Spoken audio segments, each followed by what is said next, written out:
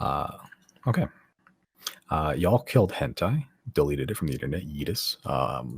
Then you decided to test out some of the buttons in this glass chamber room. Hitting the square with the check mark thing in it. Released the Nyoge. It's sort of just walking around right now. And having tested that, you released Azazon, the old god of fire, willpower, and rebirth. One safe force feared in times long lost is now crumpled to the floor before you in a diminutive ball, just clutching whatever comfort of flame provided by Chris close to her chest. She's still on the ground, shaking, quivering, like she's almost like hypothermia. Like she doesn't seem fully conscious of what's going on right now. What do you guys like to do? More fire, I'd reckon. Yeah, I think what I'll do is I'll cast Flaming Sphere. Okay.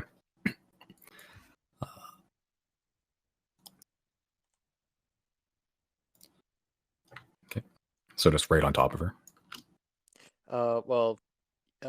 Yeah, near her, and see, maybe. Well, I'll ask in Celestial and see if she understands that. Would you like some more fire? Okay. So you speak out in Celestial. This strange, almost like subtones involved in the language, almost like two separate sentences speaking at the same time. It's a very strange language. Like you say it, and everyone, the rest of you guys can hear it too, but there doesn't be any response. You still are just on the ground, just shaking. Yeah, I think I'll just cast the Flaming Sphere then and see what happens. Okay. So you just drop like a miniature sun pretty much right on top of her. Yeah, and she's in it. And it's sort of just rolling around. As you sort of just leave it there for a second, you can see that the torch she had is snuffed out. And over the course of like 30 seconds, 40 seconds or so, you can see your flaming sphere get slowly smaller. But doesn't seem to be any difference in the condition of the old god on the floor. I've got an idea. What if we said her name? Azazon.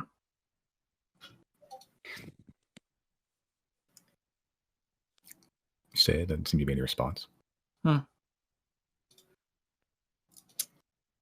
Does Deirdre know how gods work? Not really, other than that they exist.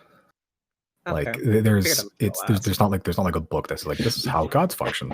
I have an idea. Who wants to have an idea that has an 11% chance of success? I'm gonna go for a divine intervention, see if Arun can spare some of his power to kind of bring her back from the brink. Okay. Come on.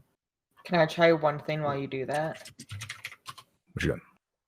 Jen's gonna say their name two more times. Oh my god. That is the opposite one that I needed. Oh, that's unfortunate. Sucks. That sucks so bad. Wait, is that red or green? It's green. It's green? Oh, Yeah. oh, you know, it just works in reverse. Okay, so I'm not colorblind. Yeah, I need to roll. You my are clerical colorblind. Well, you ability. are I am. colorblind. I am. Yes, Yeah, but I'm Orin not as fucking colorblind hates as I We read green. Orin said, "Fuck this bitch." when you said that's not what I need, I was like, am I seeing that wrong? It looks green to me, but I could also see it being red. Yeah. Generally for there's exceptions I think, but like on rolls of 100, like the 100s, lower is typically better just because it's like a percentile thing. Okay. It's just easier to do that way. So yeah. They're gonna need to get an 11 or lower. That's unfortunate. I think I've Well, never it seen was a a long roll. shot Like anyway. that. Yeah. You try to reach out to Orun, the Maggot King. In the space you are, like underground's good, but you're in a very alien location right now, and you don't feel his presence at all. Oh, Craig's gone. Craig's having a problem.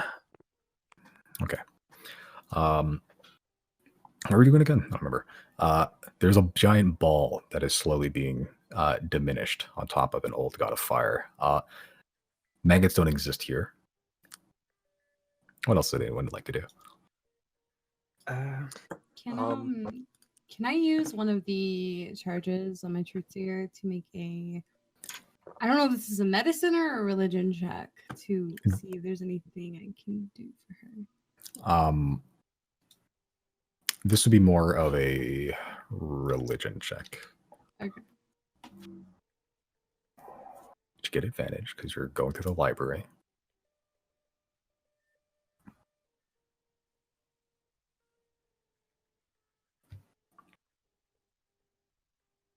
I rolled it. It's not coming up.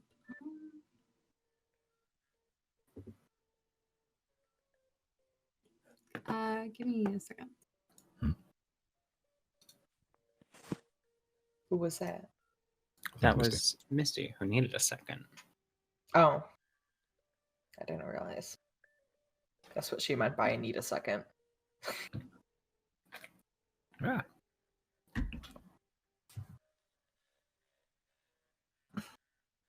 What's up? Damn, it sucks. Okay.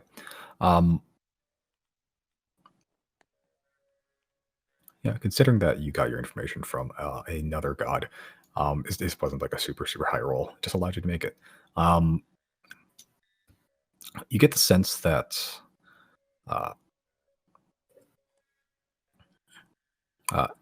Azazon was used to having a lot of followers,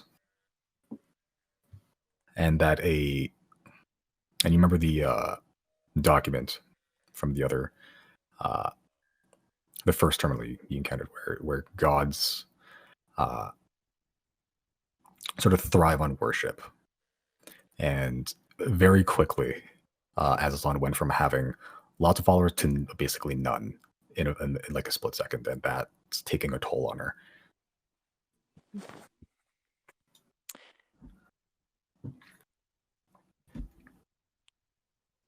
Do rats count? Is Zero going to share this information? Yeah. Oh. Because I can like pull some rats out of my hat. No, but the problem is making them prey. Okay, I realize how ridiculous this idea sounds now. What exactly counts as worship, though? Offerings? We have to offer our service. I mean, what's that flaming sphere? Is that not an offering? Was the torch not an offering? Well, the torch seemed to do something. I mean, you said she likes like nice things, right? Like I don't know. I don't remember how you. Maybe we all should offer her some fire. She's like really materialistic or something. Yeah, she had a thing for you were told or that she had like a bit of a vain side. Okay. Like she liked fancy things for a little bit. Nothing like wasn't greedy. It was just like she would accept those offerings. Will that actually do anything, or are those just things that she likes? I mean, worth a shot. Simon, go ahead, Brandon. Oh, I was just gonna ask if we had that magma stone or volcano stone thing. Oh, right. Riley is carrying it. Simon, I retrieved some jewelry in Fairhaven from that safe. It just says ? Jewelry. Do you know roughly like what was in there? I know that was such a long time ago, but that was like more than a year ago. No, I don't remember specifically. It just called it like it was a lot. Like the one where he stole a bunch of jewelry from the mayor's hidden safe while he was like deposed. Let's call it 800 gold. Gosh, was that like a year ago? That was like a Yeah, year it was ago. a long time ago. Yeah. Wait, Oh, so gosh. 800 gold worth of jewelry, you would say, roughly? Let's call that, yeah. It's probably something more or less, but let's call it 800 gold for now.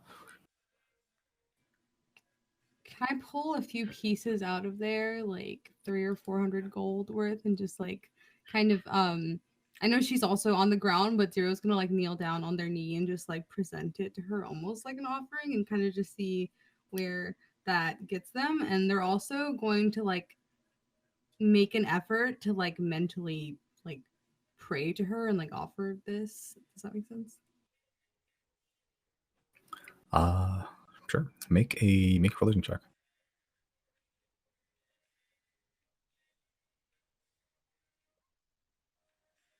Sorry, I thought I took advantage off of that. Okay, it's still 19. Oh,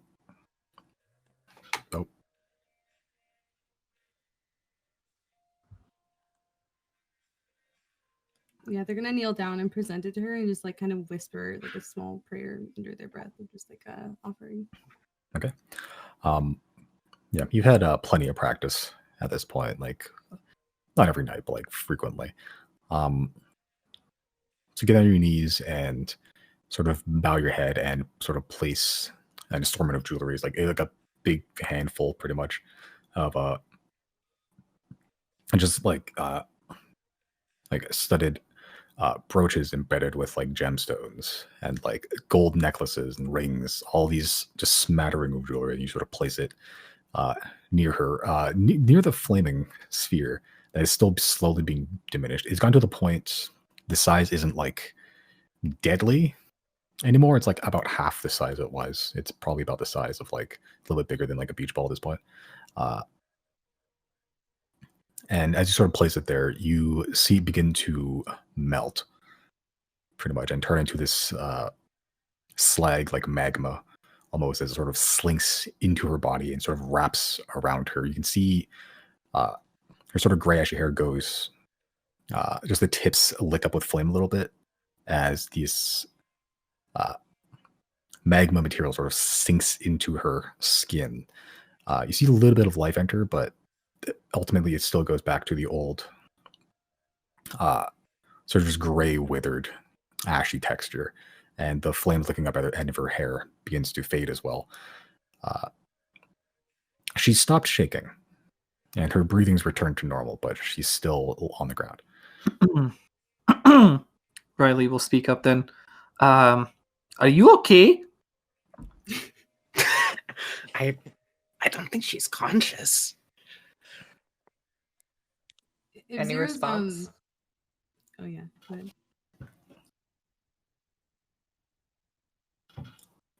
Take that. Remember that Riley is speaking in tongues. No response? Jana wants. Nope. Jana wants to try that one thing she wanted to do. She's just gonna try and say their name 3 times like it's fucking Beetlejuice. Turn into a centipede monster and just like wraps around all of you and constricts all of you. Now that's what I call a party.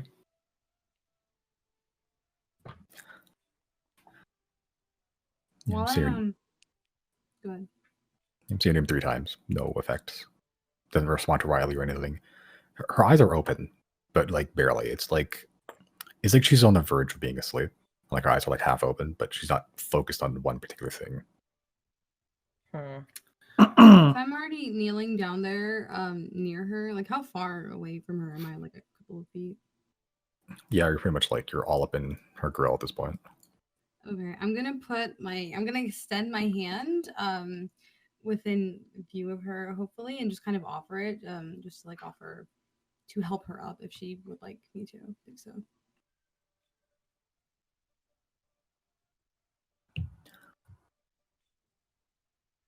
Yeah, no response. She's to be shaking and quivering, like almost like hypothermia, but it just looks like she's just very tired at this point. Last time you said the healing magic did something, kind of filled a reserve, sort of, right? It was vast and empty. It was like putting the Earth in the observable universe. Yeah, it was a fraction of a fraction of a fraction. Like that the second level healing word had an effect, but the effect was so minuscule that it was basically nothing. All right. And is that different from like the offerings that we're giving now? Who knows? You're not tapped into her or anything. Yeah, I mean, I figure I'll give that a try. I'm gonna cast Aura of Vitality, and gonna spend the minute just dumping all of that healing into her. Okay. So that is effectively what, 20d6? Sure. Should I roll? Sure. Yeah.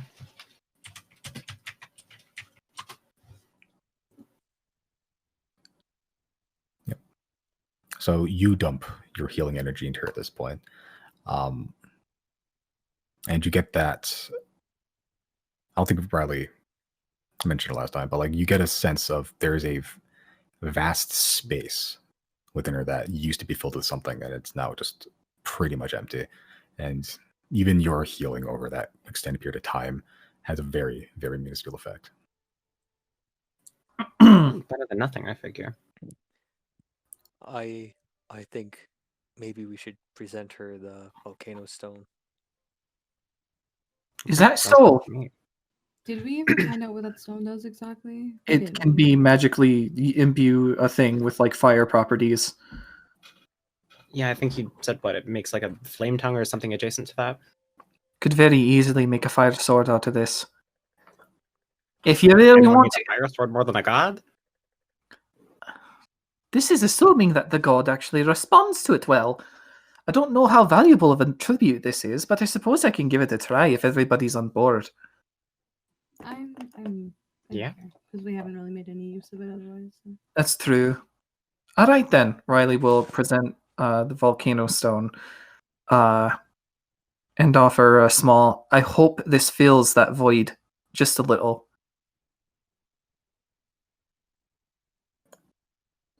Okay.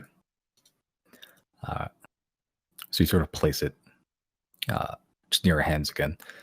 At this point, the flaming sphere has vanished pretty much. You can see that like it was slowly being consumed by her, like a sponge in water, which reproduces via osmosis.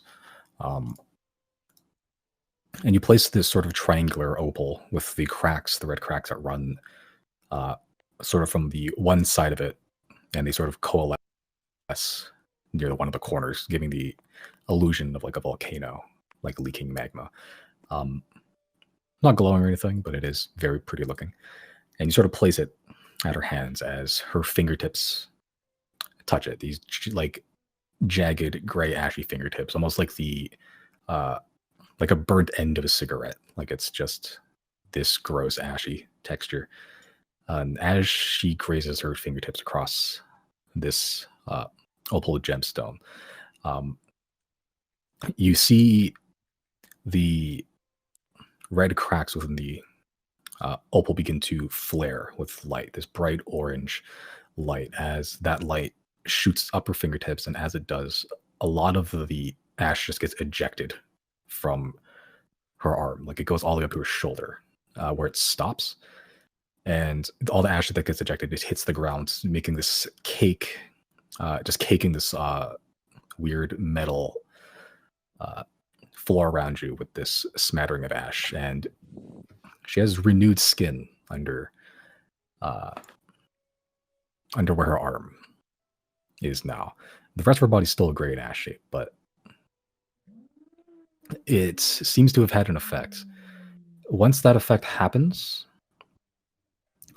you can see that the opal has melted. Like all the red light, the orange light, the red cracks are gone, and now it looks like this, almost like this melted plate of glass. Well, I think that did something.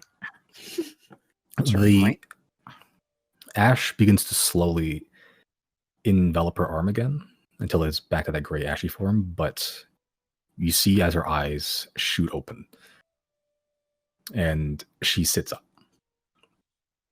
and she sort of sat crisscrossed applesauce on the floor at this point, just looking down at her hands. It would seem you've seen better days.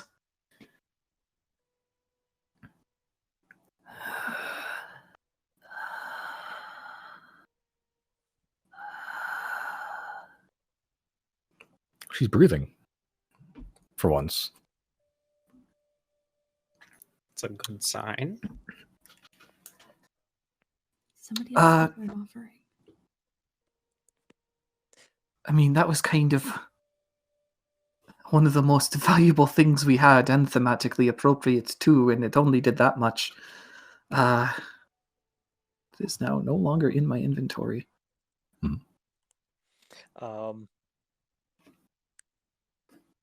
Yeah, I think I'll do another flaming sphere. Okay. Yeah, I'll Drop tell, another one on top of her. Yeah, I'll tell her in Celestial that Azazon, I offer you this fire, and then cast it where she is. Okay.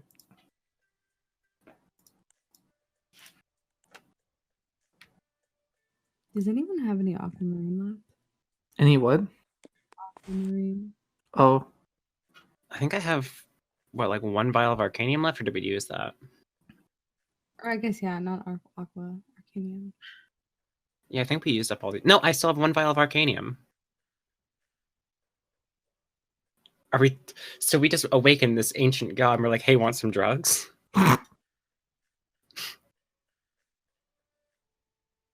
well, remember that, was it the gods and the titans who were fighting each other? And Arcanium is basically just titan milk? The Titans were basically like weapons of the gods, sort of. Yeah.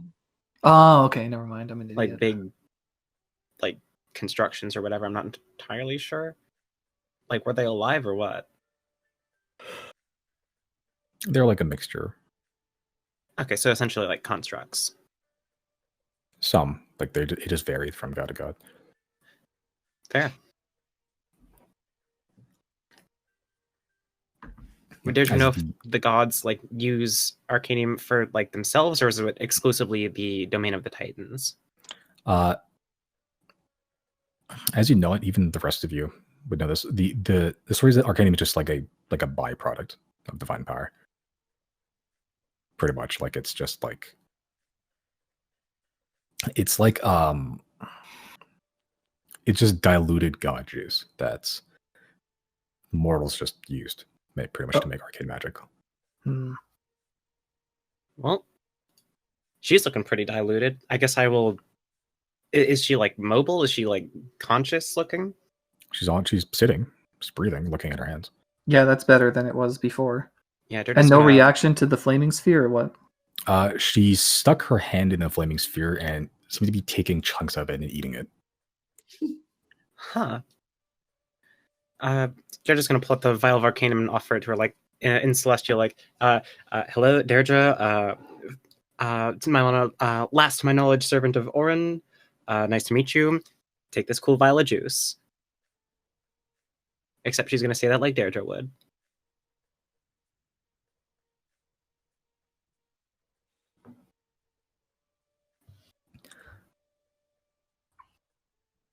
She takes the vial from you and finishes a piece of fire that she was eating, and sort of just looking at it, and then looks back up to you.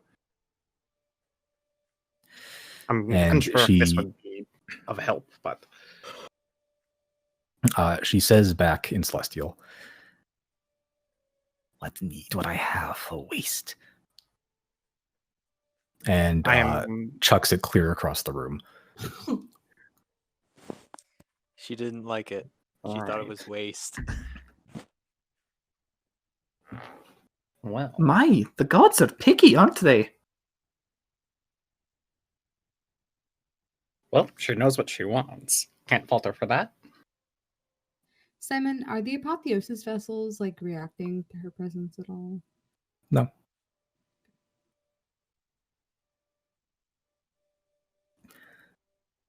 She finishes picking at the flaming sphere,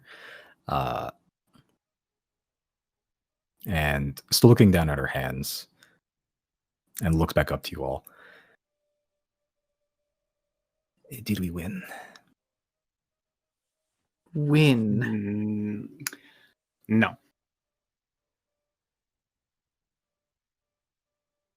But we are alive. In hiding.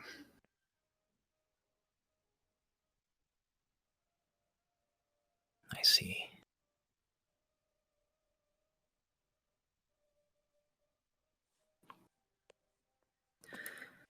I'll offer her another flaming sphere, just like last time.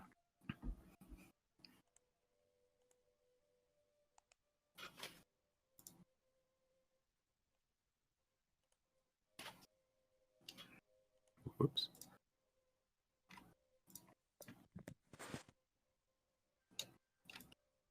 Sure, it's a flaming square. But That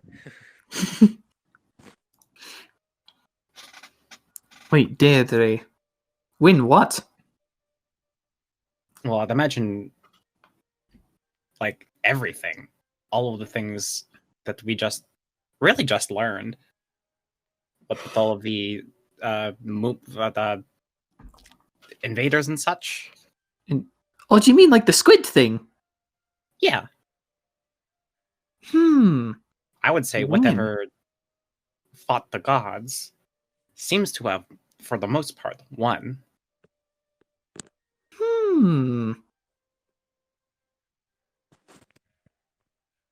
So I guess you could call us maybe the counter-attackers.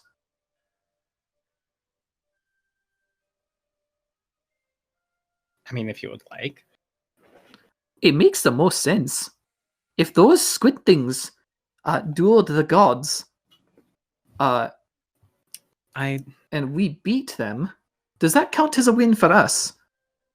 I mean, yeah, but like that was one disconnected like pawn out of an array of things beyond my imagination. Oh, so there's much work to be done yet. It would certainly seem so.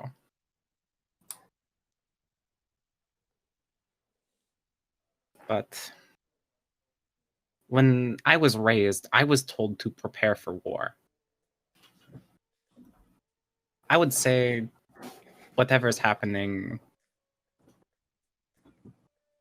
we have still quite the part to play.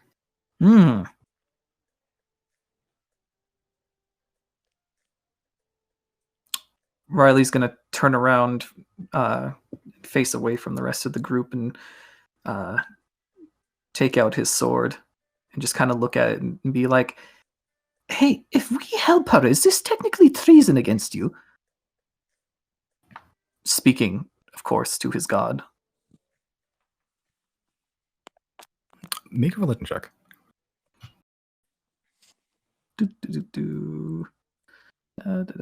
Where's me religion at?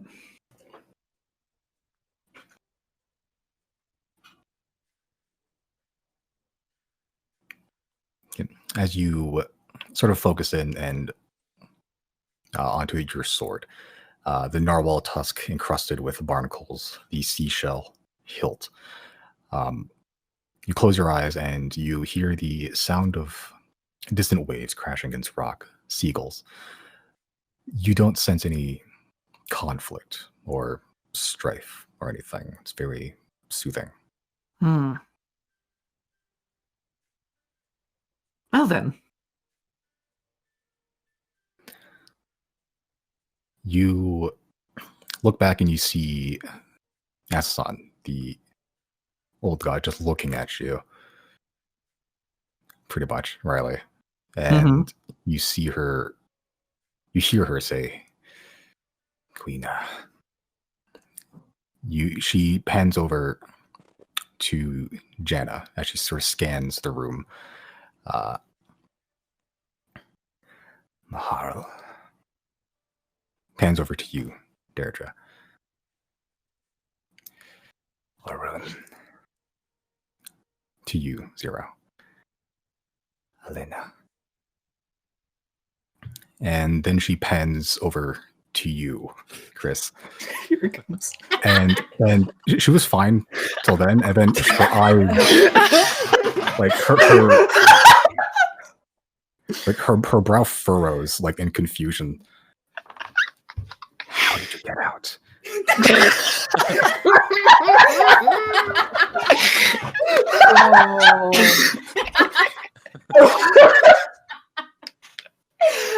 Oh my fucking god. Riley will speak up. Yeah, don't mind him. Fucking class.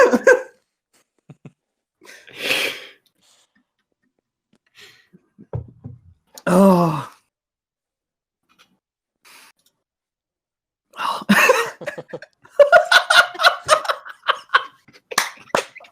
Well, Not even a god can is not figure like him the out. others. Not even a god can figure Chris out. Incredible. Oh. Well, Azazon, it would appear to be in everybody's best interest if we helped you out. Do you mind giving us some hints? Regarding what? How to restore you to your former glory. Yeah, you got like a walkthrough. Yeah, do you need to just go like fetch some meds from the pharmacy? Like, Azon looks at you, Jana, and she beckons her finger for you to come closer. Jana points at herself and like mouths like me, and then forward.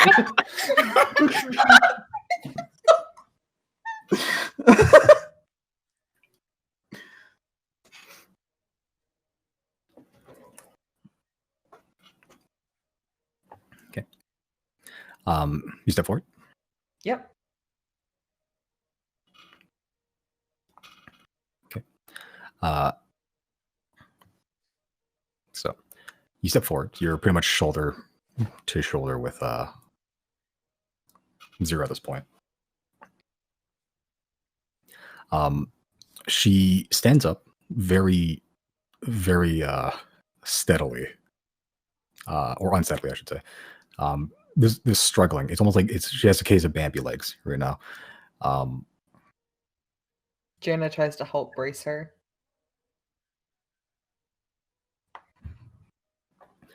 Okay, and she stands up. She's pretty tall. Like she's like 6-7 feet. You might need a little bit more help than a short person. Riley will help as well. oh She's holding up her knees. She's fine. wow. Okay. As she's like partly standing up, she clasps your head, Jenna, and clasps your head, Zero, in either hand. It just palms your faces pretty much.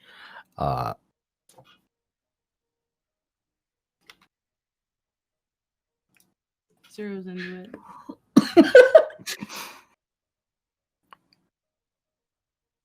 Okay.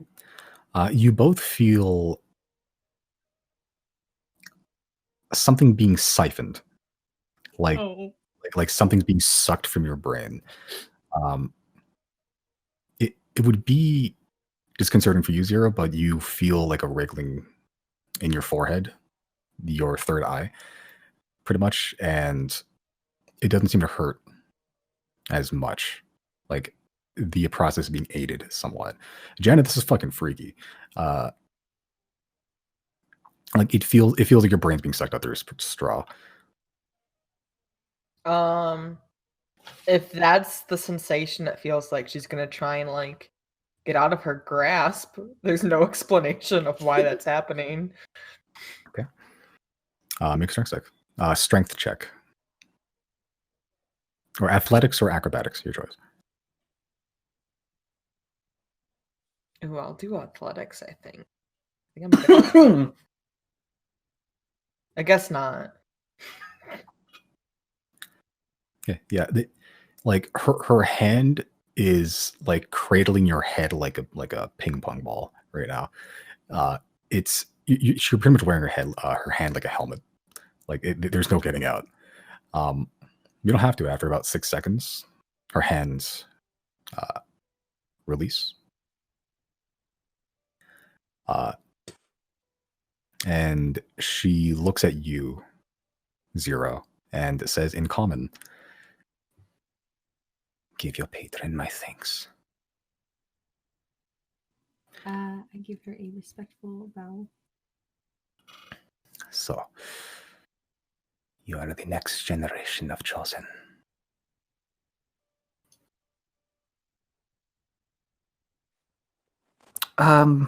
I believe that's what we've come to understand about ourselves, yes.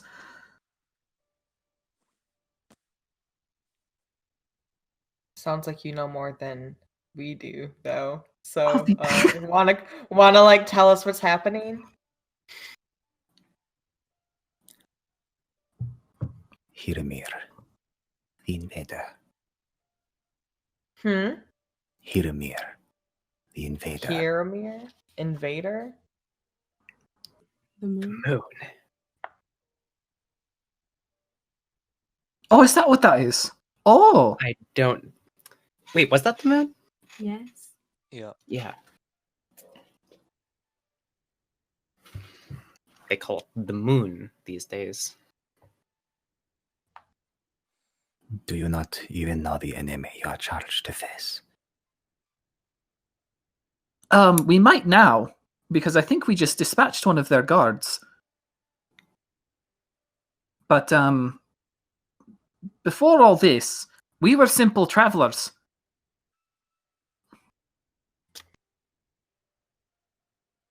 She Should looks we, at you like- with a look of surprise.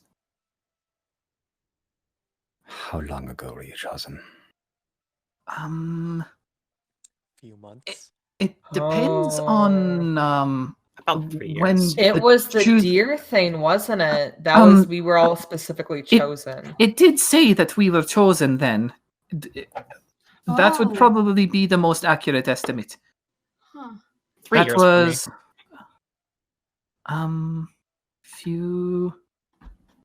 a few months ago. Or a couple. Was it like, even a month. few months ago? Is That it still was, like- haze? It's hard to tell down here. What's the in-game time? No clue. It's been like almost 2 months in game, 73 days each month. Yeah. So not that long ago. Yeah, so Like- 2 months ago, give or take.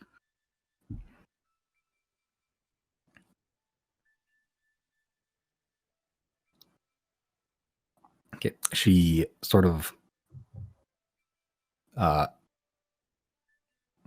her eyes goes blank for a second, and she smiles a bit, but it's not like a happy smile, and she sort of looks up. We've gone nowhere.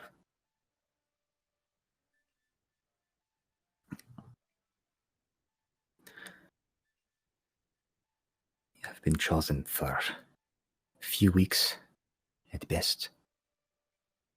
Well, I mean, hey, I got like 3 years going. Give or take. I suppose that it's you're not gonna like this. The gods of old have fallen out of public knowledge, and they've been replaced by fakers.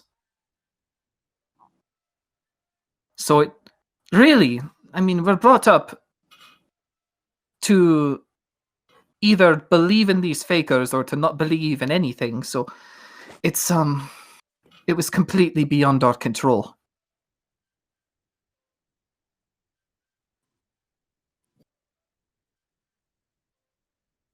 Do people believe in these fakers?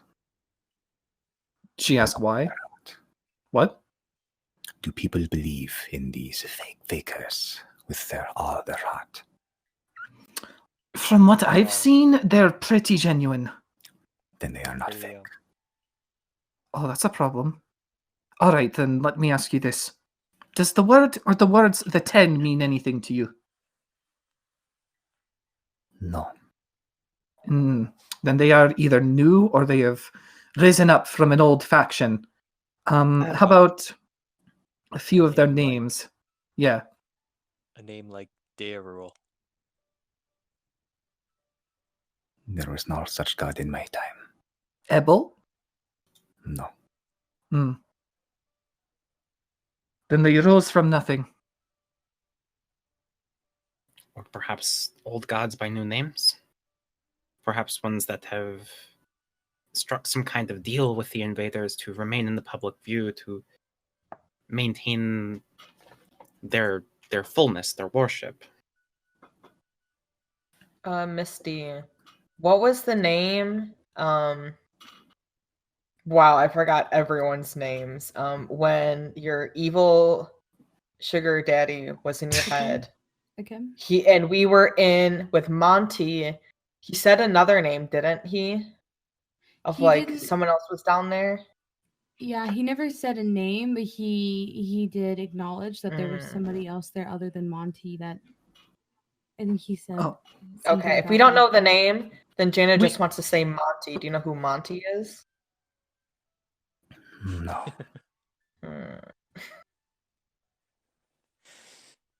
Do you know who Luca is? Do you know Luca? Come now. Oh yeah, we go way back. Might as well. We used to just ask people on the street, like randomly, a long time ago. Oh, but you know what? There is a name regarding Luca that might be recognized. Do you know of a Targus Filknar? It's a giant, from what I understand. No. Even that one's new. What year is it? It's something like 14 something. 1475 in the revival era. The revival era. There's said to be a void era. Probably has something to do with the disappearance of you. And, well, every other god.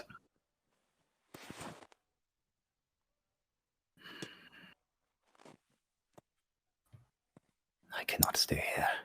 No, we should get out of here. This is an enemy base. The only, I would like to let you know the only other old god that we might know of is Akem. Kim. Yeah, he totally tried to kill us or whatever, or something like that. Or maybe testing us. I don't know. He's a creep. I don't like him. Yeah. If we're restoring the old gods, we can leave him out. I don't like him. Do you have any goss on him? Yeah, we found him in a cave inside of a dark pearl. He was with me for some time until I removed him and took Elena, but yeah, he was also trapped underground.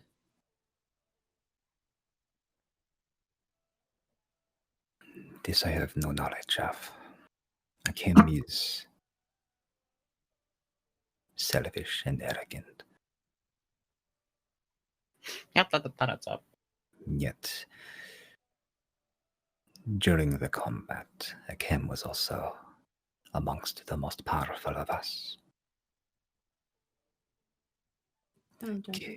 Killed many invaders.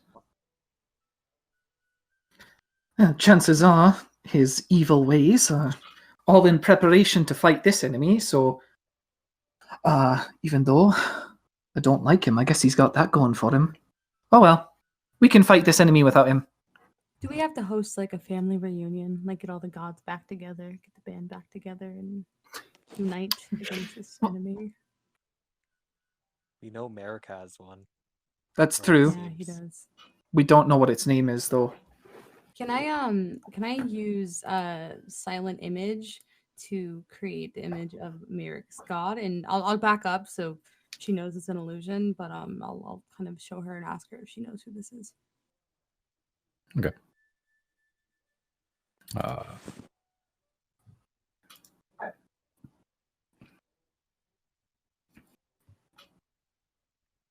Okay. So you sort of remember that figure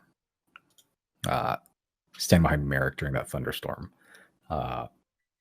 like that weird red mass, like this darkened crimson armor, like an armored man standing slightly taller than Merrick. Merrick isn't a huge dude by any means, at least not tall.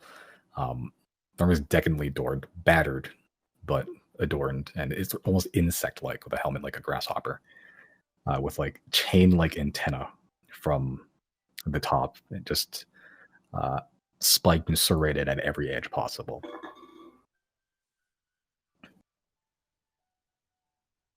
You create that image. Azazon just looks at that image you created. Xodiacs. That's a good name. It's a god of vengeance, hatred, death, blood. Yeah, that sounds about accurate for what happened.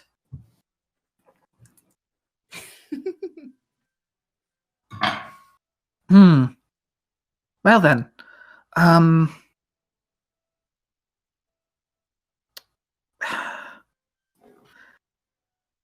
we have many problems to address outside of the invader war as well. So we should get out of here, get our bearings back. Yeah, I don't know if you know this, Azazon. We are deep, deep, deep underground right now, so it is going to take us some time to get back up to the surface if that's where you're trying to go. If you'd like to travel with us. I do not believe I have a choice. Well, at any rate, there's a city, what, like 3 days travel from here? 1 day travel. 1 day travel. We've got a gnome waiting outside for us if he's even still there. It's only been like a day since we've been in here, right? Yeah. Yeah. Did we tell That's him still to that's still a long we sent way. him a message too, though, right? Like before we rested. Did we? Pretty sure I remember someone doing Nope. that. of, No, we like- did not do that. No, we talked about it. Didn't do it. Mm, Because we were all out of spell Unfortunate. slots. I mean, I can send one now. unfortunate. I can send one now, but that would be my last 3rd level spell slot. Let's save it. Jana, If you he's- if remember he's the way there, he's back to San Lumina, right? Yeah. Okay, so we'll be fine. If he's Sweet. there, he's there. Oh, right. We came here to look for a gnome corpse, didn't we? Yeah, well, I think we know what happened to it. Yeah. Might be in the pit. Yeah, it's probably in the pit. This Oh, place so- Yeah, it's probably in the Speaking pit. of things here, though, Jana's gonna like. You can cut this out, come back to this later, but Jana's probably at this point. Her mind has changed. She's gonna go unlock the baby furry thing in one of those other rooms. the flump. Yeah. So we can cut back to that later, but Jana has left the room at this point. Okay. So you're in there now. Yeah. Okay, you know which button to press. Yep. Okay, so we'll get to you in a bit. Yep. As you all start taking preparations to leave, see Pretzel takes a while just staring at pretty much a god standing in front of him, just like mouth agape, and he's like, "Oh right," and then he starts packing up his shit. You go, Pratchell. Zero, like, before we walk out, Zero eyes the button that would release the Yeti. They're really contemplating it. They're really considering it. And Jana's not here to stop them, so they're just like, looking at it. Riley's Georgio's here to still stop. Yeah. Georgia. Riley has an amazing passive perception, don't forget. It would be too late. The button would have been pressed already. What would you gain from this? Has any of us ever seen a Yeti before? That's pretty cool. You're seeing it now. Yeah, You know, I think if we were going to release the Yeti, Jana would have already done it. Maybe she forgot. This could be your last time looking at a Yeti too. And I'm perfectly fine with that. Some Yeah, I mean, we things don't really need to see it. should not be released. Oh yeah. Be crystal Wanna press clear the on the that think button and note. see what happens? It would Has be anyone your had a last chance? time looking at a Yeti because it will kill you if you open that door. That's Now why is it'll be the your chance. last time. Has anyone Let's seen do that small thing romance skittering monster. Let's around? go. If we do, I'll capture it. Don't we have to go up Are you- north for some reason? I'm sure we'll see them there. What are you gonna do, Chris? Put it in a jar? Put it in your backpack? Does Jana have the monster pocket? It's my attuned to Georgia though. Oh.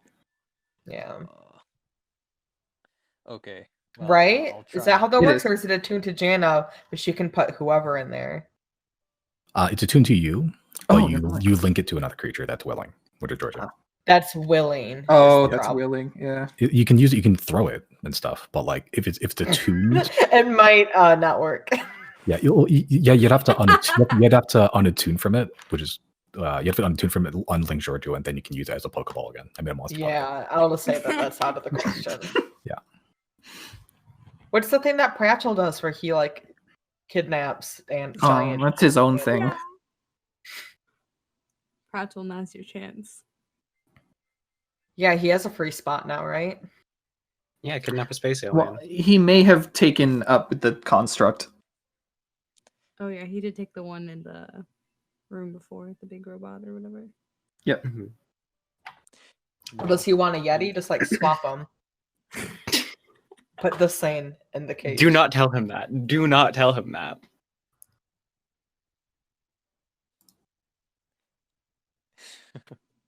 We might be able to actually get Azazon followers.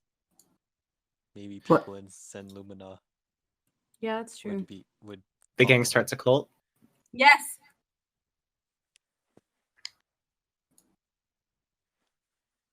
But they already have like a genuine religion, though. Would it be Well, like? They're prime elementals. They're not gods. Religions change all the time. I mean, we don't need to Be make like- a whole religion, just like spirituality. Just, Yeah, they're bi-spiritual. we don't need to We're the write prophets. fucking commandments. Technically, we're all bi-spiritual. We've all got our own gods, and now we've got another. No, that's just I like never. That's not true, but We're basically the prophets. They'll write books about us. You hear that, Maybe. Pratchell? You were studying history, and now you're part of it. Huh? What? You see Pratchell is eyeing that button to release the Yeti. no. Riley leaves the room. yeah. Okay. The question is, can the Yeti fit through this door? I I mean, guess it I had to don't have care what gotten happens. interesting. I'm not in that room. You guys can do whatever you want. Yeah, honestly, Pratchell's business is Pratchell's.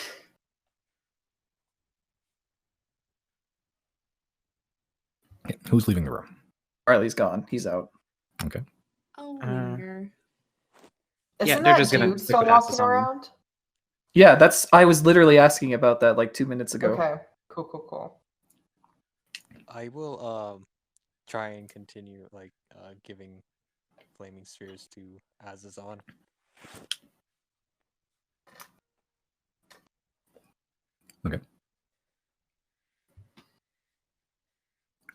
Okay. Yep. As you just keep pretty much you're feeding fireballs to this god, pretty much. Eating it like popcorn. She just looks at you, pretty much, and just says, What is your name, chosen of Edeli?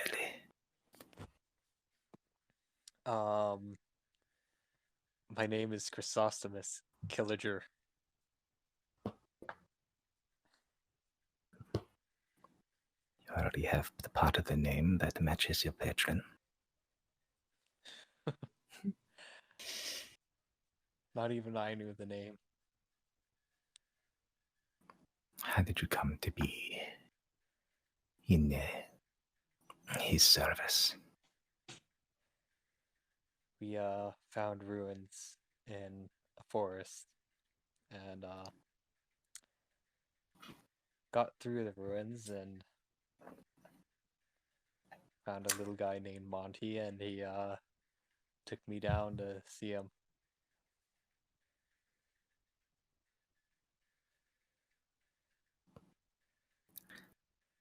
These ruins you speak of was a prison, and you just broke out the most dangerous prisoner of all.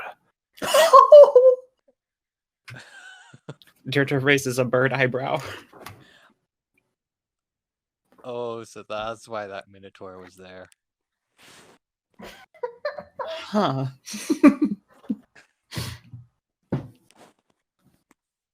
What kind of prison has like prizes at the end though? We did not put those there. Oh, you're not in the room. You shout from across the halls. You activate Throw back the PA those system. prison prizes. The nature of Eteli is wants and desires that shift like even to gods. Eteli is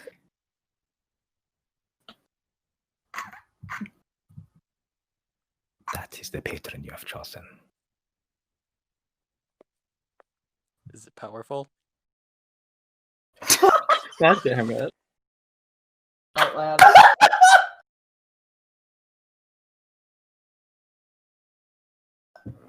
She starts walking away.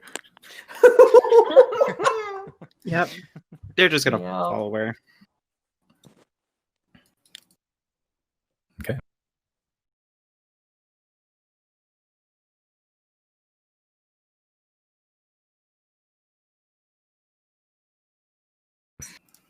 Pratchell gonna stay in here or no? He's made no movements so far. Keep an eye on him.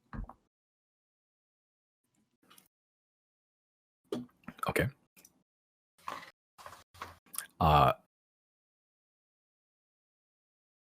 Chris, you.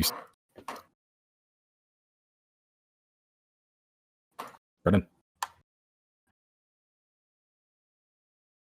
Sweden. Sweden. Oh.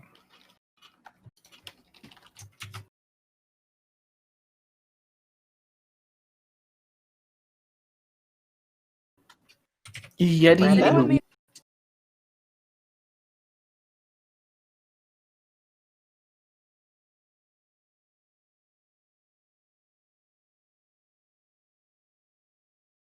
Luigi, Yeah. the balloon So- Luigi. Aw. I'm making a heart with my hands. Josie's Tumblr URL used to be Yeti in my pocket. To anyone who didn't previously know And had a Luigi balloon picture. that. It's still my Steam ID, I think. Is it? Oh, Because I don't think you can change it to make it. Anyway, Yeah. do we I'll have stay Brandon? here. Okay. Yeah, I'll stay here and see if Pratchell opens it. Okay. Yeah, he's stood there just staring at the rest of you, pretty much. Staring at Zero, primarily. I stare back at him. I nod at him to give him the go ahead. Oh my god. subconsciously, Riley senses a disturbance and moves forward. Still in the doorway here.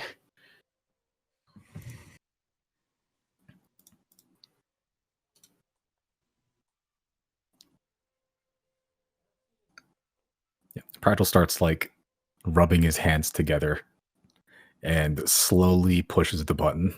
I God step damn back. I it. step back here. Oh no.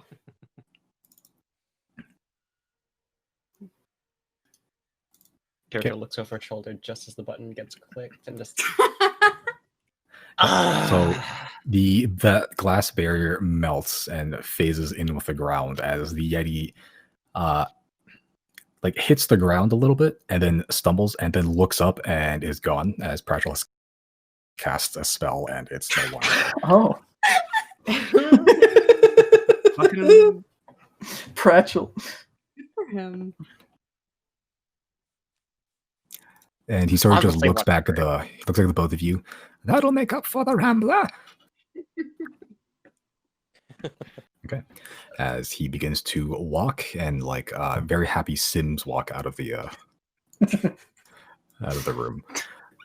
Jenna, this whole time you took the time to walk over to the other one of the other chambers with a flump and the other weird tentacly monsters beholderkin, as they were described in the system documents.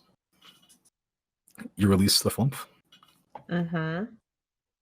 Okay. I really hope there was no weird stuff with this. Yeah, we'll have to be Like it careful. was secretly the strongest beholderkin. Yeah. Gosh, Class wouldn't that A be bait. something? But this is what Jana would do, so Yeah. it's gonna happen. Okay. Sure. So you release the flump, the glass barrier phasing and melding in with the ground. As you see the flump like fall about a foot and then starts like picking up a little bit of speed, like trying to like jellyfish in the air, then it fails and like goes sideways and skids across the ground and sort of upside down, just on the floor, just like kicking and flailing right now. Oh, Jana's gonna go up to it and just kind of like put her hand out so we can smell it first. Okay. You feel a bunch of like a dozen tentacles just clasp onto your hand. It's a strange sensation. Like they look slick, but when they touch it, they feel like glue. But then they release, and you touch where they touched before. There's no residue or anything. And you watch the flump just slowly like clambers onto your arm, just up your shoulder, around your neck, and then just like wraps itself around your head, and just stays there. Squid hat. Yeah, you kind of have like a squid hat right now, and you see you don't see them. Giorgio sees like that. Wait, I'm a kid now. Are you saying you're my a squid God. now? I'm a kid now. You're a squid. Oh, I love amazing. this. Thank you, Simon. Okay, and yeah, you have a squid head, and Giorgio sees a little eye stalks looking around, pretty much. You hear in your brain, mommy. Oh, it's a Mitra! Oh, that's the most adorable thing. Oh. If this thing turns out to be evil, I don't care. I am eating this up. Oh my God, Jana's gonna like put her little fingers up to like try and like make little cooing things, like try and like pet its little face. Yeah, if this thing dies, we're blowing the 500 gold diamond to resurrect it. I just want to make that clear. Zero is visibly disgusted. Okay. Yeah, as Jana walks out with a sweet new hat made up of a flump. So it has 7 hit points. Just want you to know. Okay. It's you have a flump companion. Yes. We're definitely gonna put him in our party. house, right? We're gonna put him in our house, definitely. Can I try to talk to the flumps with my brain? Sure. What do you say? I just want to ask, what's your name? Name? Mm-hmm. I don't know. Do you just want to be called Flump? That can just be your name. You mommy, you name. Your name is Flump. Is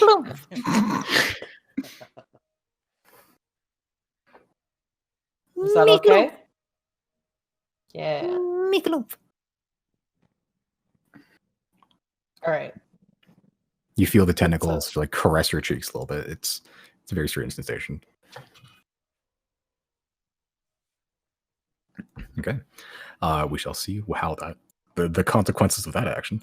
All right. We'll see for the purpose of this. You all gather around the corpse of this thing over here. So does Pratchell. Azazon having difficulty walking, having to brace herself across the walls a couple times. You're just gonna help her along. Okay. You sort of take one of her hands. You're pretty small. She's pretty tall. It's less like you take one of her hands and like she's using you as like a brace, pretty much like a cane. As you all gather,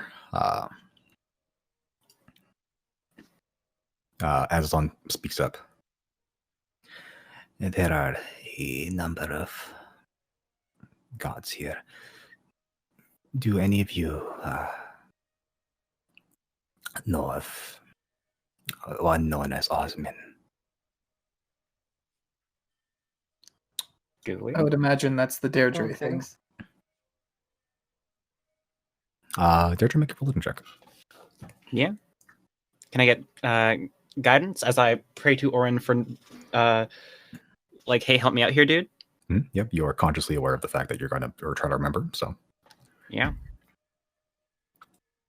Yo, I would say that's pretty good. 2 good rolls. Yeah, Osmond was the old god of the forge, fire also as well, and metal and creation. Pretty much a blacksmith god. So her boyfriend is what you're saying. Pretty much, yeah. Like they were a thing. They were a couple. Mm-hmm. And I'm imagining I have no goddamn clue as to his whereabouts. No, you just know that he's in fact a god. But other than that, not really. Yeah. Your lover, I presume. I know not of his fate nor his whereabouts. I see.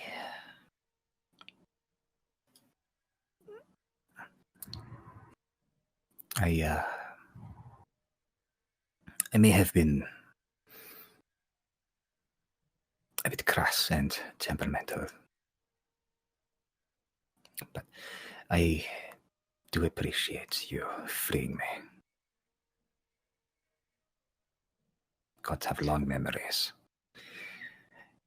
If I ever get back to my previous power, then I'll make sure you are well rewarded. Jojo will do a curt little bow. Curt? Is curt the word I'm looking for? Polite. No, yeah, no, not curt. Polite. Could be a curtsy. No, I was looking for the one that's an adjective. Sort of like a curtsy bow, though, yeah. Okay. All right. Well, onwards then. The faster we get out of here, the faster we can restore you. Okay. Right. So you all leaving the ship? Well, is the general? Does the guard still here? I would like to get him back in a cage. What? Oh, you mean the small like lizard thing? Yeah, the other thing we opened before. I'm sure it's not dangerous if it thinks us as meat. It's not dangerous at all. Definitely not going to come back and fight us in the end. I'm not even even made out of meat. Clearly, it's Riley's fault. I'm going to put it in my notes. Right, because I'm the one that freed it. Mm-hmm. Right. On our way out, they're just going to be looking for like gnome bodies. Okay. We did come here for a reason.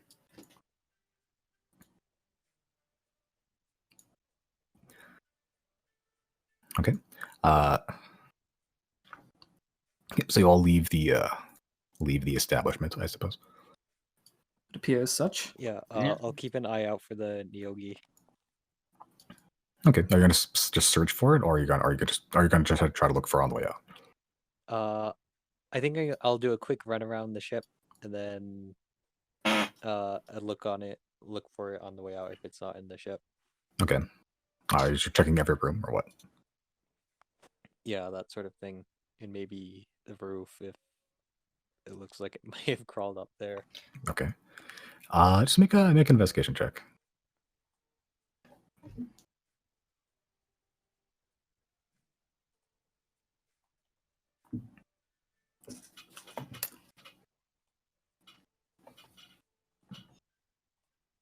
Yeah, you check every goddamn room. You don't see the thing anywhere. Okay, then I'll join up with the group. Okay.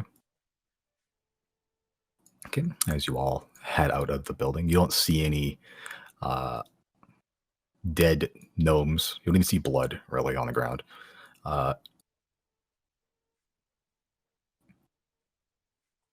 Okay.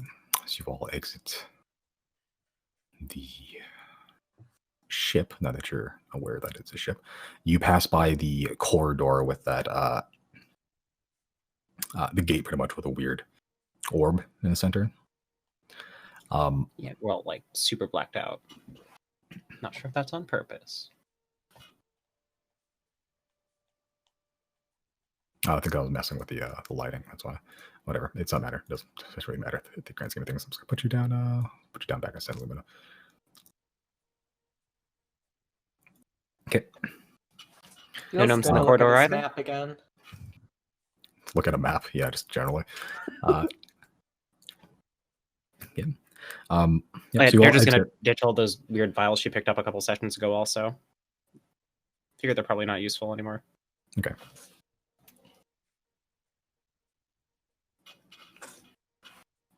All right. Yeah. So you all exit the corridor back out into the caverns, or that geez, what's it called? The corridor with the dead robots and charred skeletons. That gate with the orb in it. As you all pass down the stairs around that sort of split stairs onto the corridor with the pillars, passing by the reliefs on the wall, you hear a sudden shifting from behind you from where you just came from. As you look back and the door has slid closed, and you hear as the ship disappears. Was that like a laugh or like a creaky noise? It echoed very loudly from inside, and it kind of sounded like a laugh. The Niyogi, obviously. It disappears? What do you mean it disappears? It fucking figured out how to do the shit. Well, that's certainly going to come back. You just watched as the walls around it just someone just decreased the opacity to 0, pretty much, and now there's this vacant, empty space of just cavern. I'm sure it's fine. Riley's gonna try and Riley's gonna try and touch it, like where it used to be. Yeah, it goes right through. Oh. Yeah, it's not just invisible. It's gone. Well, that's certainly going to come back to what's the phrase in common? Tooth us? I believe the word you're looking for is haunt. Sure. I mean, look, that word has some connotations, okay? Yeah, you're right. I'm sorry. Well, let's not think about that now. We have many problems to discuss, first of which being getting our god friend here back on track, and then also the Claudine and Gravekeeper's matter. Right. Yeah. A lot happened while we were in there. Man.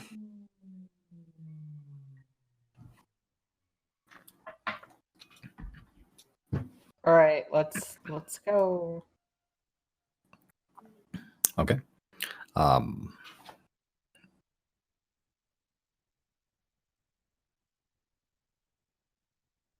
Okay. So you go past the corridor back into the caverns themselves. And you see Tata Poe in a pile of his own blood. Not moving. Oh. You see on his arm there is someone make a medicine check for me. Who's good at those? Probably Deirdre? Yeah, decent enough. Deirdre or Dana, I'd say. I'll do guidance and kind of rush up and make sure the dude's alive, I guess. I'm proficient in medicine. That's scary. That is scary. I can dice that you with utmost accuracy.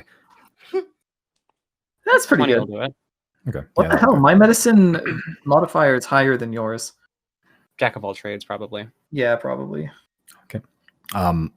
You look down. There are wounds. You look down at the arms, specifically around the neck area.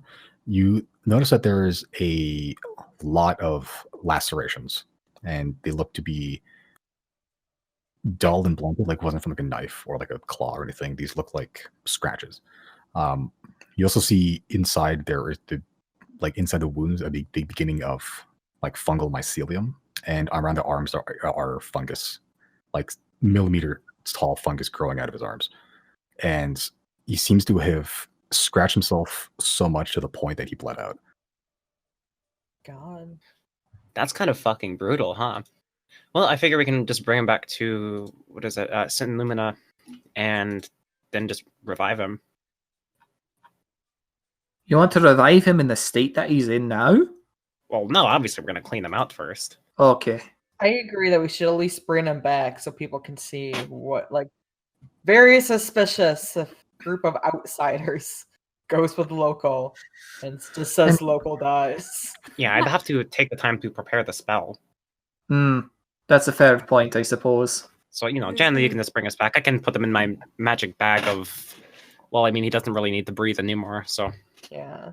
I'm sure the family would just be nice to bring back a body. They're just a little And bit we can- excited. Should probably also Probably stay not. away from eating any sort of fungus around here. That's probably Yeah. the cause of death. Yeah, That's what I'm thinking. Ate it.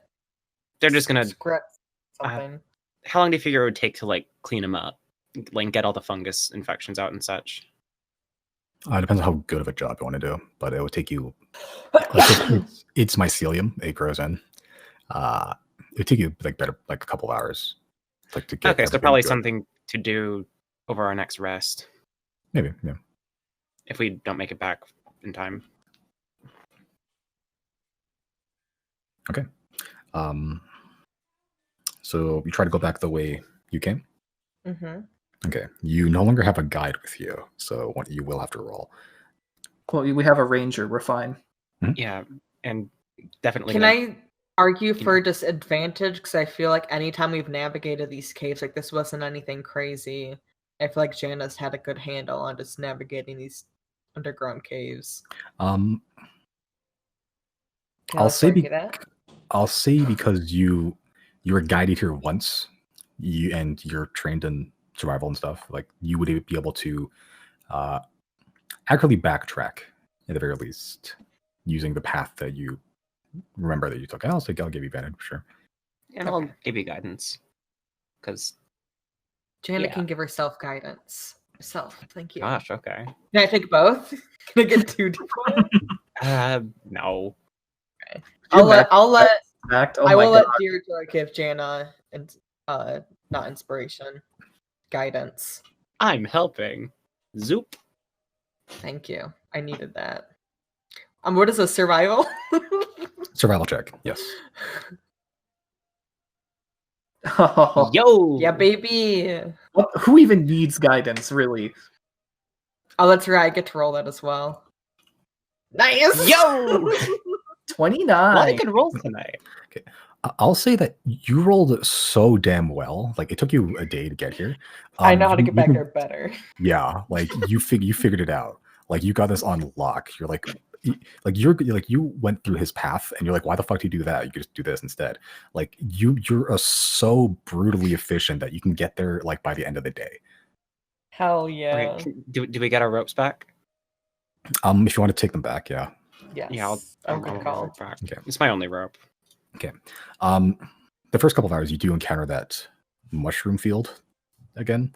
This time, Riley is going to cast Warding Wind as we go Okay. through it. You see movement inside the mushroom forest. Wait, okay, hold. There are mushrooms that appear to be walking. Oh, these are probably the mushroom Yo. people that the gnomes were talking that they trade with. Yeah, they seem to be in the process. There's a couple of them. There's a couple that kind of look like small little like almost Chihuahua-sized dogs with like big mushroom caps for heads. There's a couple that are like dwarf-sized that are like they're pretty much like humanoid mushroom people, like a mushroom for a head with like the semblance of a face, like increased in the wrinkles, and it has like fingers and stuff just walking around. There's another one nearest the back that's like pretty large, like probably about ogre sized, and it's just walking around like very human looking with this big, almost like very regal looking like platform fungus for a head, and it just a bunch of other smaller funguses all across its like torso and legs. They appear to be in the process of ripping apart these mushrooms and eating them. It doesn't have like. Does the corridor have that like strange like spores? That sickly yellow. Yeah. fog. Okay. Ish. Would Yeah, we they're- be they're if I were to spores. cast Warding Wind? Would it like catch any of the creatures? What does Ward Wind do? It basically creates like a wind wall, like a raging squall basically around me. Well, yeah, they're walking around in it. So Yeah, Deirdre can just step forward and be like, "Oh, hello, friends. Are you friendly?" Okay, well, Riley is putting his scarf back on and running through. okay, you're running through. Well, shouldn't we like make sure that people aren't going to kill us first? I guess. It's up to you. I don't think they're Doing gonna this kill as fast us. as possible. This is not safe. For you, maybe. I can just like kind of walk through, say hi, see what's up. You know, just real quick. All right. I support it. Yeah. Okay, like you're standing outside of it right now. You can see them inside the like some movement. Like the spores themselves is a lot less concentrated, but they're still there. Yeah, but okay, so you just start yelling that at them. Yeah, just gonna step forward and like give him a friendly wave, like hell, like just cycle through languages. Just kind of say like, "Hey, what's up? You friendly? You gonna kill us? You friends? What's up?" Okay. Now they look at each other.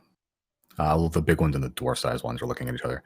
One of them, the big one, walks up to you, all of you, and emits like this pink cloud of spores, just like flexes and like a bunch of spores like this erupt from its body. The scarf is on. Okay. It starts landing on your skin and just eyes, and some of it leaks in through clothing. And you watch as the spores touch you and they sort of sink into your skin. Deirdre, like the spores seem to bounce off because you have the skin. Yeah, adds up. Yeah. Narrows her eyes at them. Okay. And everyone except Deirdre hears this. As you hear in like a big booming voice that's very androgynous. It's deep, but it's also high. It's like 7 different voices speaking at once. We have not seen you in these caves.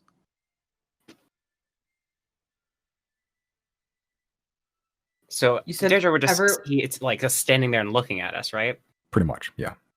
Did you say only Deirdre can hear that, or everyone but Deirdre? Everyone but Deirdre. Yeah. Okay. Deirdre ain't got no biology to mind spore, it would seem. Got it. Is it communicating with us telepathically? What was that? Yeah. Wait, what? There's a campaign I listen to that calls it rapport spore. Oh. Janice is gonna say back, we're with the gnomes in San Lumina. We're passing through. You have passed through the mushroom forest. Yes. Is it okay if we pass through on our way out? It You will is not disturb dangerous. anything. The Yeah. mushroom forest kills indiscriminately. We are tasked with culling its population. It is still dangerous. We do not recommend passing through until we are complete with the task. When Hey. will you be complete with the task? We have only begun a few hours ago when we saw the corpse of the gnome that was laid to rest not but a few miles from here.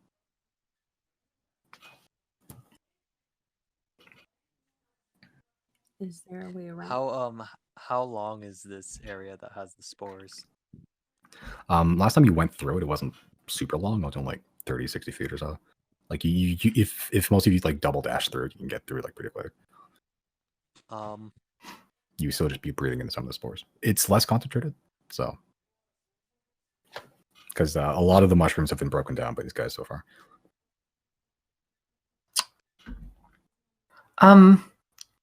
If I were to say bring a gust of air that protects me and my companions, Would you clear the way so that we can utilize that and get out of here?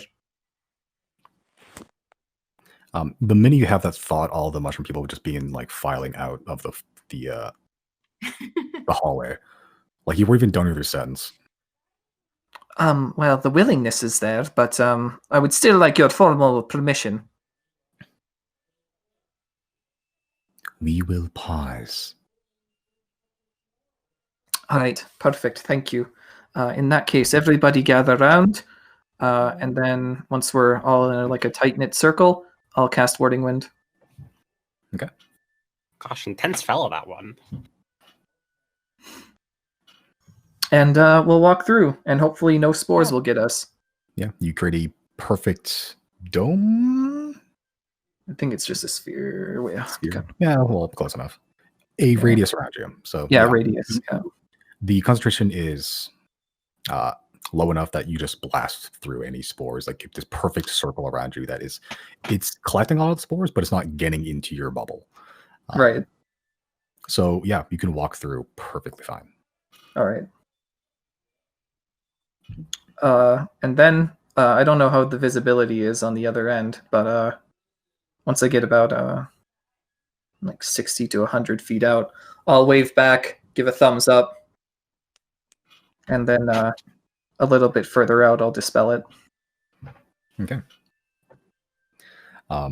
Yeah, but about 60 feet, you see that the ones with arms, they wave back, but they do so in a way that's like it's perfectly synchronized, like several metronomes. Oh, that's except good. the dog ones. They don't. They're just sitting there, and they begin just decomposing and destroying, breaking down these mushrooms. All right. And there's no like leftover spores when the wind dissipates? There is, but it's like a very, very thin layer. It's not enough to do any lasting harm. Cool. Well, that just about solves that.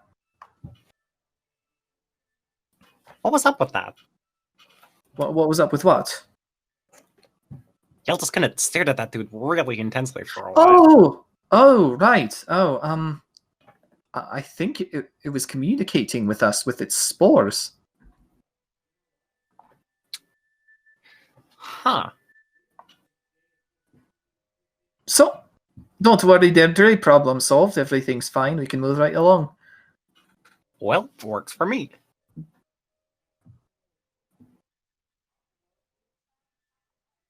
Okay. Sure. Continuing along.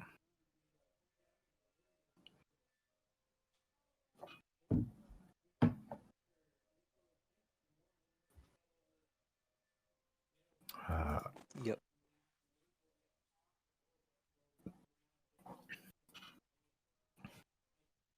Music that isn't that playlist. Been a long time. It's still spooky.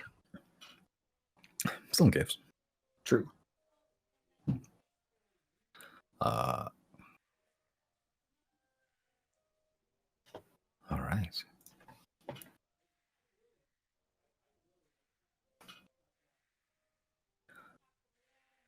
Cool. Yeah, we'll say about 8 hours pass as you take like you follow signs, you follow sounds of rushing water, you see like what direction the moss is growing. There's all these sorts of different signs that you take small shortcuts and cut, like you basically speed run strat your way through this cave. Like you do no clips through the walls and stuff. It's great. Very epic. Pog Yeah. even. You're building up your QPU speed. Yeah, you get to back to Semluma in record time. You guys can do something on the way there if you'd like, or you can arrive back at the city, town. Yeah, I think we're good. I mean, I guess make small chat with the god in our party. Just ask real quick, like,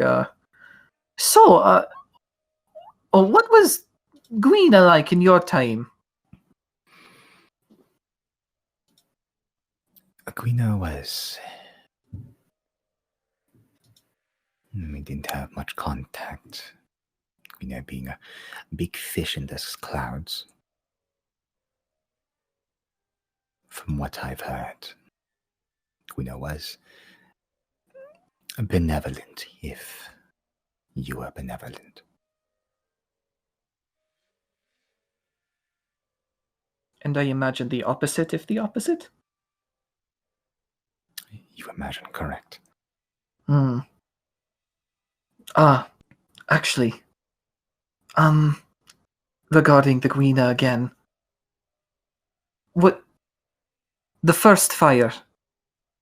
I've heard that you dueled with them and later found them to be your ally against the invaders. What did you know of Erelak Nohag? I believe that was the name of one of the chosen Aquina. Okay, that's all I need to know. Thank you.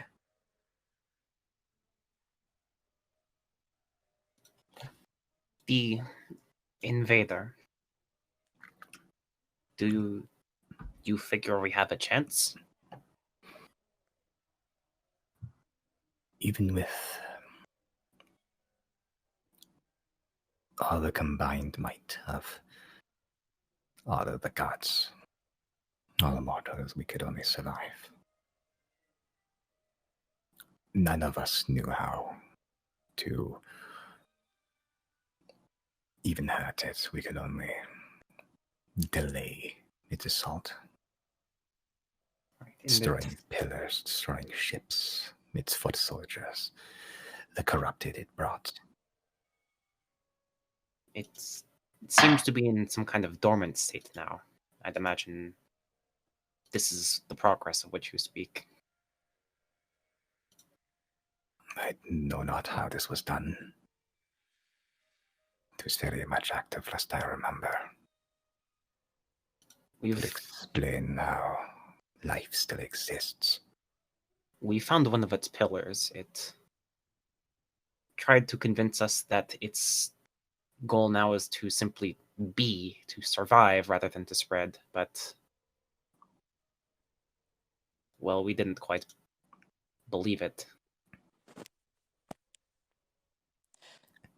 Did you destroy the pillar and all of the occupants within? It would seem what seemed to be the master of the pillar escaped, but we did destroy the pillar, and they're just going to pull out some of the shards of the black tower, the glass tower, whatever we called it. Some of its shards, we shattered it, but we could not entirely eradicate it. Its pieces still lay scattered amongst the ground there.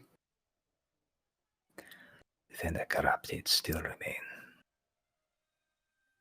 Unfortunately, we have a few leads on where it may have fled to and where the other pillars might be, but well, we only just found out they really exist, so Why haven't these new gods done anything? I'd imagine they're in league with the invaders, is my theory, but really I don't have an answer. I doubt any of us do. Nope. All we can do is theory craft until some evidence reveals itself. It's useful having the knowledge of a god on our side, but unfortunately this one is very far removed from the events of our world. Riley, do you still have the trinket? The strange one? Yes. Yes. Right, we recently charged with Arcanium. That's true. Alright, I guess Riley will take it out. Yeah, the one you got at the beginning of the campaign. Mm-hmm. Okay. Yeah, you take it out. Doesn't react or anything. Azazon just looks at that. One of the first baubles crafted by the first fire. Well, first fire relic. This whole time we had this. It's all powered by Arcanium. So how do you use it? That I do not know.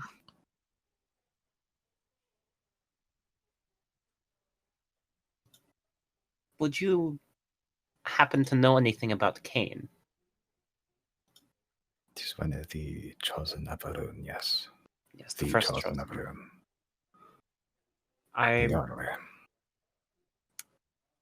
When I was raised, I was told to find his epitaph, and I know where to find it now, but there are two halves needed to use it. The epitaph and the epitaph itself and his body, and I'm unsure where that might be. Would you have any leads? I'm not sure how close of allies you were with Arun, but figure it could be helpful to ask. I was as close to the gods as soldiers are in rank and file. That's to say, not very. I do not keep track of the chosen of other gods. I have better things to do with my time. Fair enough. You have chosen? Yes, all of the powerful gods did. Hate to I be do a not downer, fear them. but your chosen is probably long gone by now. I do not fear them. Do you have I a fear nothing. favorite? No.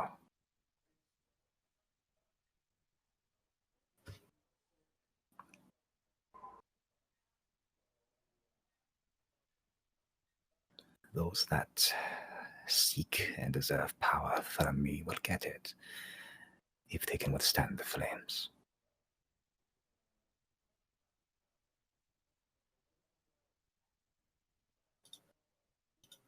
Be reborn as beings of pure fire. As cool as that sounds, I like being able to have a little swim in the water.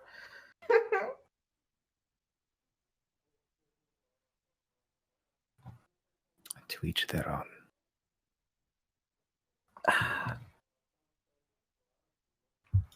Or are you all done pestering a god with questions? For now. You got any games on your phone? Just Flappy Bird. Quite a valuable one. You know, they removed that from the App Store. That's why I keep it. The vintage 2014, only to be opened on special occasions.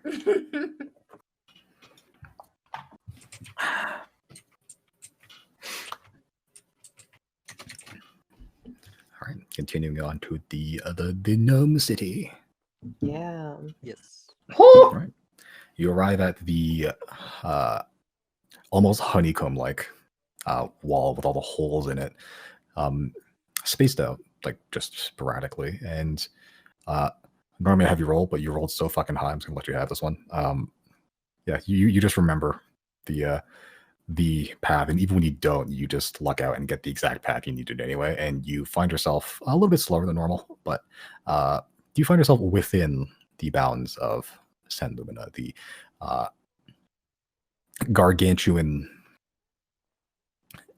you standing in a very minuscule town where you can see clear over the most like roofs of buildings. Except for you, Janet. Janet's like this is just a regular city. Mm-hmm. Finally, a good fucking town. Delicious.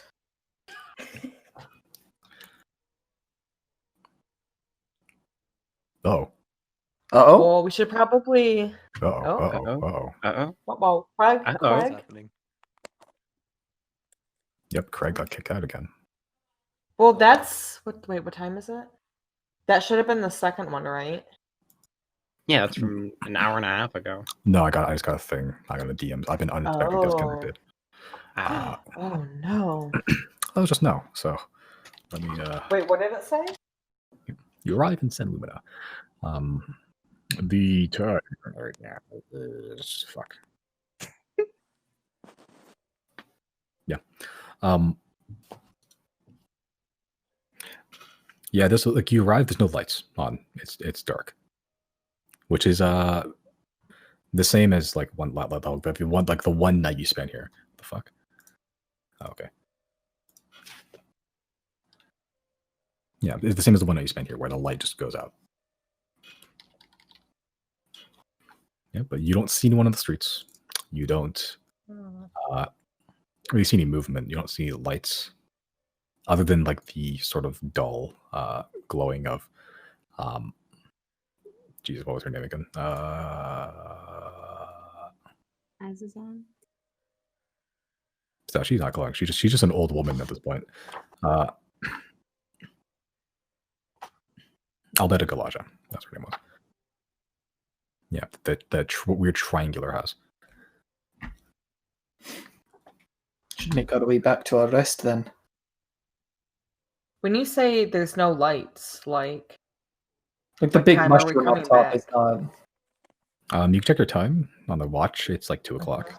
Like they even the Sun Moon doesn't have like a day-night cycle. They still simulate one. Right. So our Okay. dawn recharge things would proc at this point? 2 o'clock at night now, or in the morning. I'll No, be from right back from real quick. yesterday, because we didn't get them on our last long rest. Yeah. Oh, sure, why not? Yeah, I mean, like, yeah. Yeah, what is it? 1d4 plus 1. Eat. And Yo. I think that's it, actually. Maybe my Fool's Insight. No, I think that's on a long rest. Doesn't matter. I'm not going to use it. All right. All right, but you guys are in Dark Town. What do you guys like to do? Probably go. Are we Go to going bed. back to the place right away, or wait? No, everyone's probably in bed I right now. think Right? everyone's in bed. Yeah. Maybe Right. we just leave a note on the door being like, we got back at 2 a.m. Find us Yeah. immediately in the morning. Let's just do Yeah. that. Yeah, Jana's fast. She can go leave a note. Deirdre's gonna take some time and clean out that body real good. Riley will assist since he only needs 4 hours of rest. Chris, it's nighttime. You know what to do. 1d6 plus 1. Okay. Oh, Any Brandon's muted. chance of an Oh, cool. I just get all my lightning wand charges back. Nice. incredible? Is Mills here? Is he? Oh yeah, he's muted. Okay, I don't know why. Did he say he was BRB? He may have, but he may have sweetened, so I'm not sure. True. He's muted, so. Yeah, that's why I'm asking. Yeah, I didn't hear anything, so whatever. Bye. We'll see. Anyways, any chance of an inspiration for body cleaning? Huh? As well. Yoink! Let's do our best, Deirdre. It's an inspiration. What's guidance? A D8 right now, or What? inspiration? D10. Excellent. I'll just add a little thingy for that. Okay, so I'll say body cleaning is a medicine check. Since I'm assisting, would that just be a help action, or would I make one as well? Either or. It's up to you guys. Would help give advantage? I don't remember how it works. Yeah. Okay. Yeah, you can't give yourself inspiration, so Yeah, I may as well use the help action. You get the advantage plus the inspiration plus the guidance. That's a lot. There's no way this fails. ridiculous numbers. Yeah. Oh yeah. Oh, that's big numbers. That is a 29. Second 29 today. Holy shit. Incredible. Okay. You love to see it. Yeah, over the course of like a couple of hours, you managed to clean out the body pretty good, to the point that like it doesn't look like a grotesque like carcass anymore. It just looks like a sleeping dude. Yeah. So if we reanimate this guy, he's not going to grow any mushrooms as soon as he wakes up. Probably. You're pretty confident that he won't. Yeah, it works for me. All right, and then I'd imagine it's long rest time, huh? Well, it depends if anyone else wants to do anything. Well, It's there he is. it's sleeping time. Okay, so good. You do know what needs to be done. Excellent. Yeah. Okay. So yeah, I think let's see. Oh, right.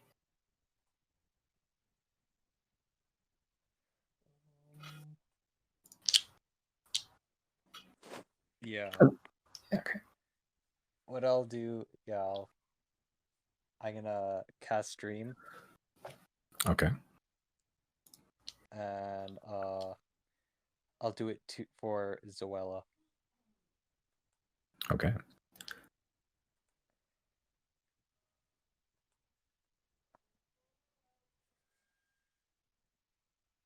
Hold on. I need to look at my notes again just to make sure. Okay.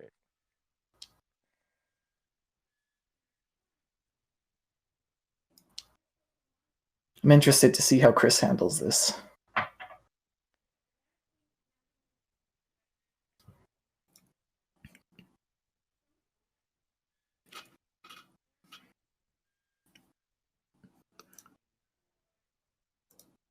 Okay. And dream just happens, right? There's no roll.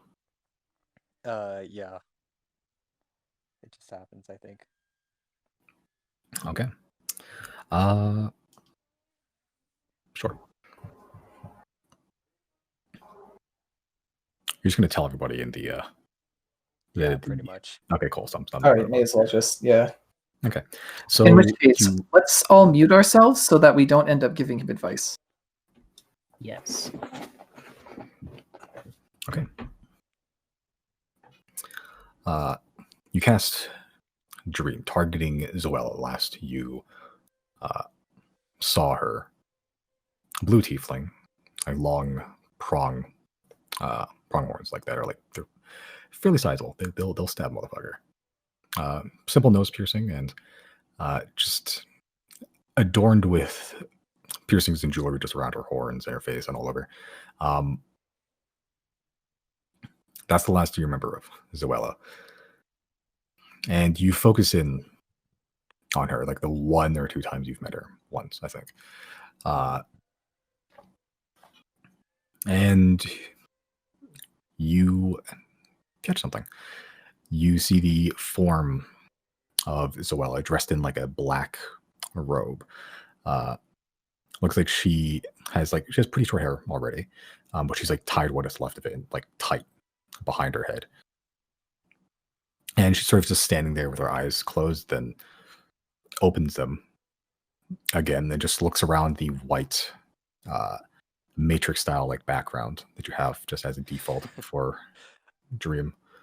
Yeah, I'll just make it into what it was at the Hall of the Ten before we were going to go in.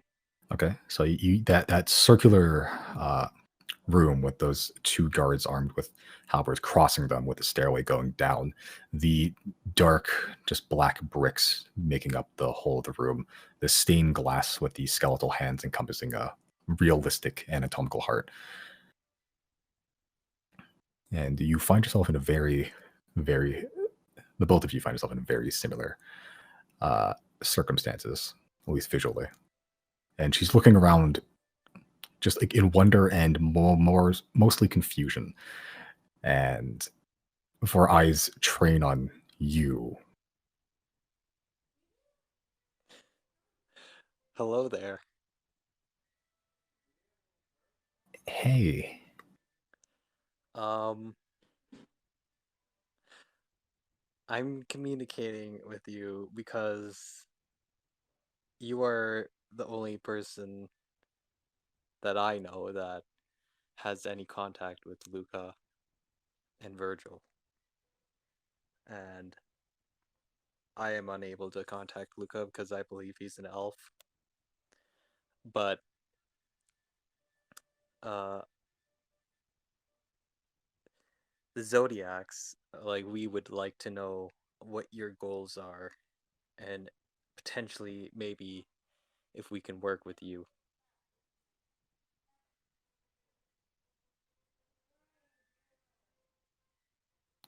Did you get that letter we sent a while ago? Yes, we did. Then you would know that you're not supposed to dig into this anymore. We're leaving you alone.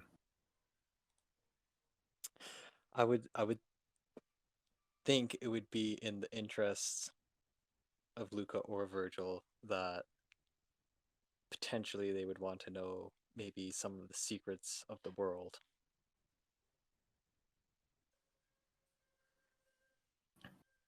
Potentially maybe of the old gods.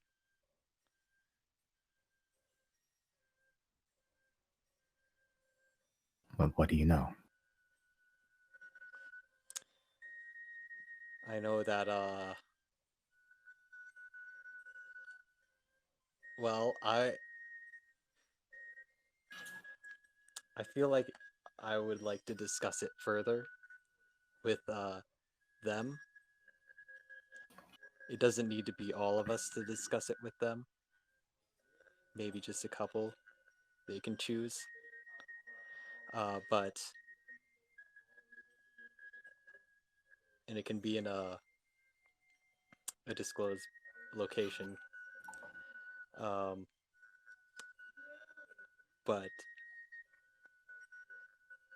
I think it would be, if their intentions are good,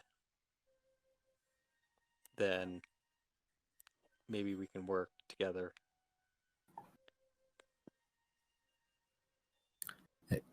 Chris, was it? Yes.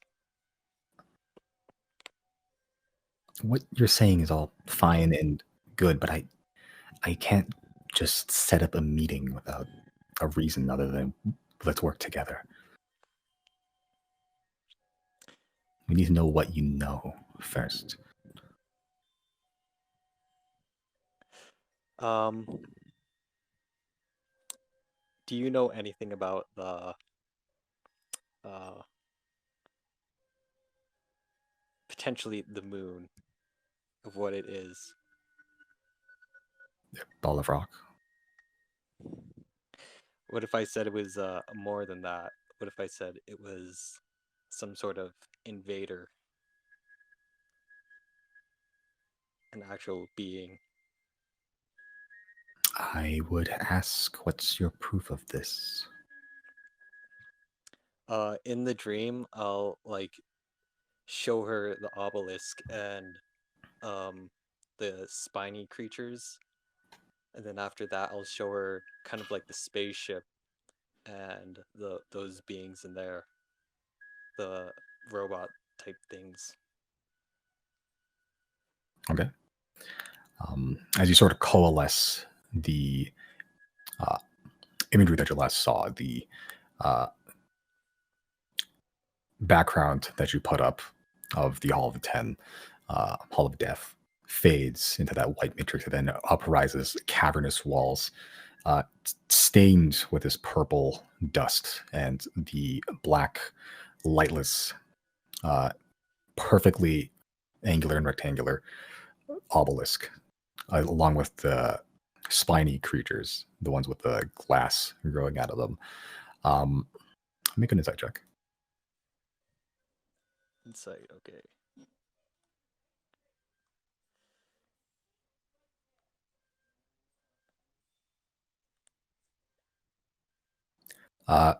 You look into her eyes as just reading her face generally and her body language.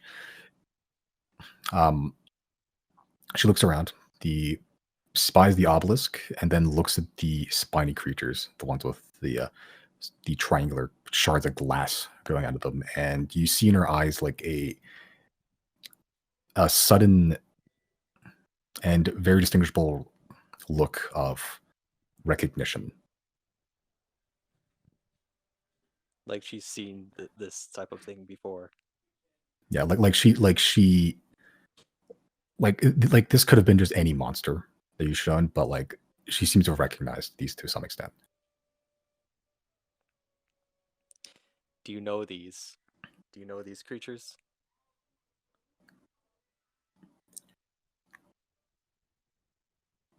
I think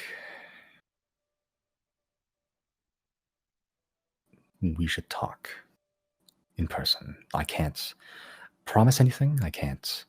I don't have a lot of power where I am. I just work here. Technically, you can call it that. I see. I'll bring this to R, and we'll see what he wants to do. Okay. He should have a means of contacting you.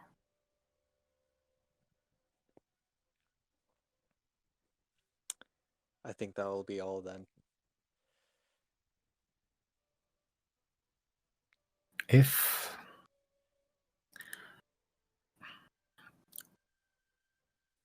One question.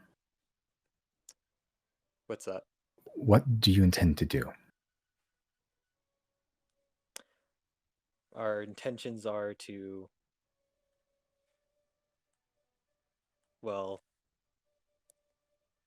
we believe that these are dangerous to society and don't belong in this world. History seems to have evidence of it being very dangerous to us, and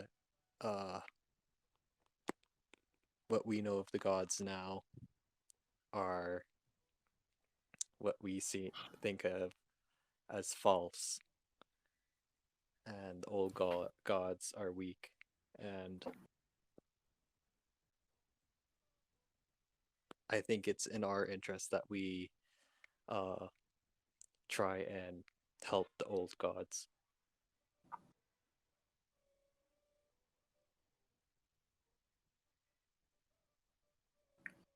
Okay. We'll see where this rabbit hole leads.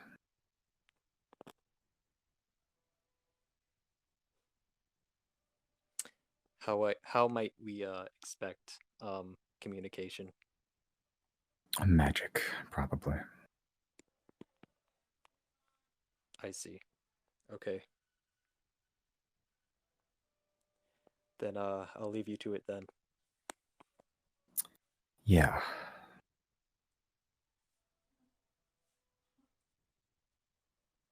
I guess it was good to meet you again. Yep, you as well. Yeah, and she's looking past you at this point with just blank expressions. You gonna end this spell?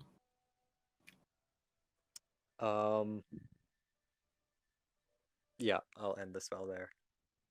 Okay. As the form of Zoella fades, the room goes back to the matrix white before you awake from your meditation. Or your trance-like state, I suppose. Yep. Okay.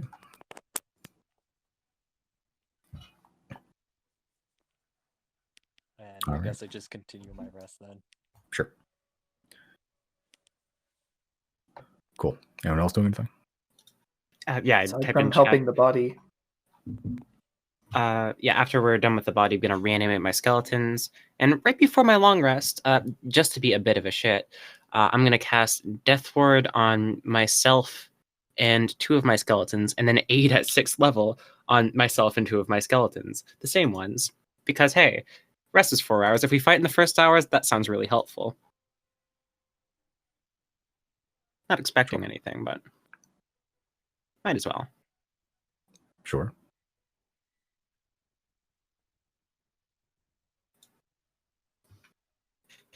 Okay. Anything else? No. Not for me, at least. All right.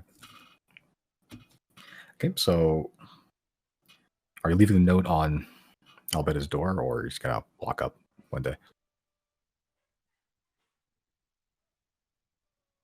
Sorry, I'm eating.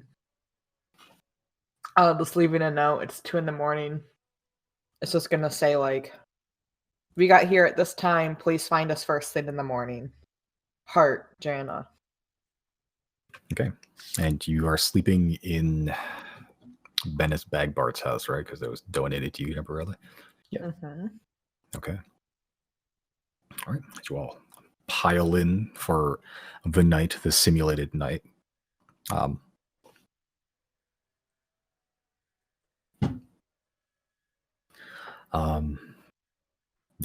You awake.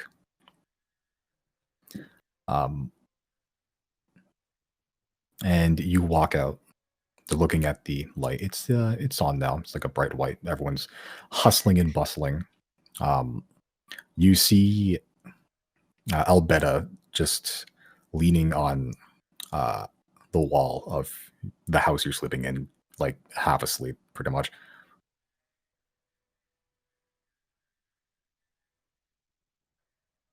Did you say anything? No, she's like passed out on the wall. Oh. They're just gonna pull out the gnome body, freshly cleaned and such. Oh yeah, get all my stuff back. Yeah, when we're all back together, I'll just tell them about the dream. Okay. So we can expect to be communicated with soon.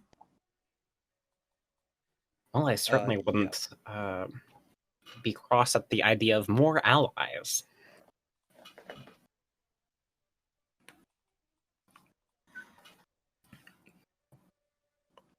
Okay. As you all pile out of the house, you guys have all met up at this point. Grabbing my fishing rod back. Yep. You see Albetta leaning against the wall of your house. Was asleep waiting for you, but as you all make a little bit of noise, she wakes up. Oh, you've returned. It is good to see that you are. Oh my! As she spots the body of Tato Poe. Yeah. Dad, are you Nothing gonna about fix an- that? Oh yeah, absolutely. I just need to raise the dead requires a bit of an offering, and the exact type of offering needed, you have an overwhelming supply of, it seems. So I figured I'd just grab that off you, and we'd get this guy way less dead than he currently is. How much did you need? It's a 500 gold diamond. A bit abstract, but if it will bring Mr. Poe back, then any price. Just give me a moment. As she crouches down and does some like Naruto stuff and like sinks her hand into the earth again, pulls out a pretty large diamond.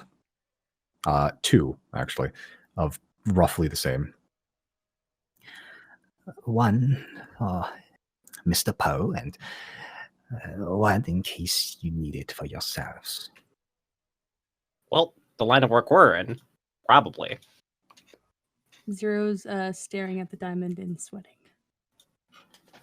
You know, honestly, I'm surprised we haven't needed to revive one of ourselves yet. It's pretty dodgy over there. But we should probably save the explanation for when Poe is back. Right. Anyways, if you don't mind, and they're just gonna take the diamond and kind of spend the next hour. Unless there's something urgent, this process will take about an hour. Oh, I can't think of anything better to do. Well, one of you works on Mr. Tato Poe. Maybe another may fill me in on what exactly transpired. Oh, For me. I guess we'll just repeat this all when he's back up then. So we go after the missing friend, and well, as you can see, we never found him. There's probably good reason for that. We stumble upon a corridor yet unexplored, and it is very uniform, and there are sentries there, constructs, otherworldly things. We get there. There's this weird orb, and it scans for what appears to be dwarves. Thankfully, Zero had some quick thinking, and they were able to get the door open. And then we stumbled into what we learned to be a ship lodged into the rock.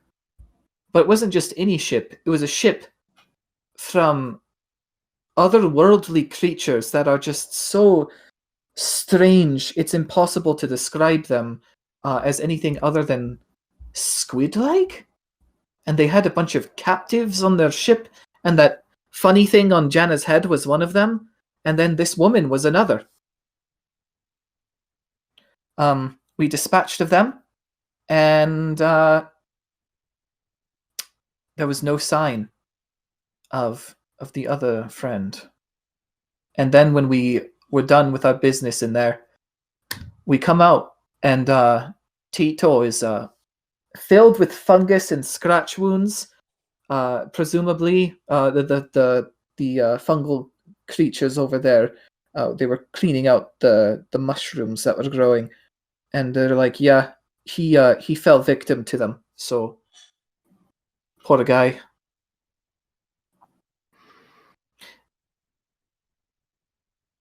I believe that is flake itch fungus. It is one of the many dangers in the Underdark. Well, at least that's what took him, and not strange robots with weird light beams. If it is as you say, then you have completed the task to the letter. You've discovered what is the source of this strange corridor and dispatched any threat within.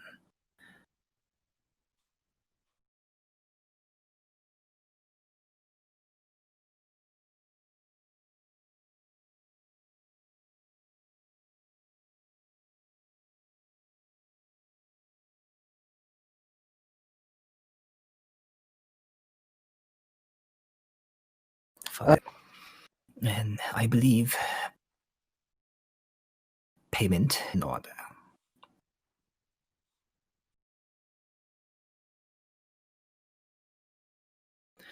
But I left it somewhere here. Fish?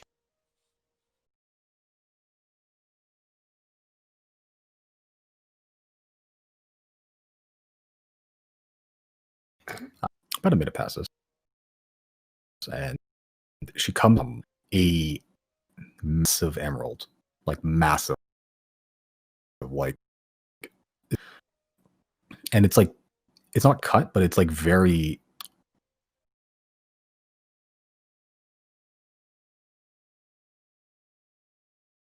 oh, it is, but like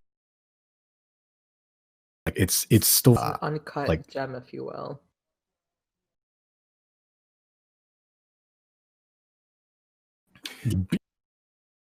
huge. She hands it to one of you, whoever would like to hold it.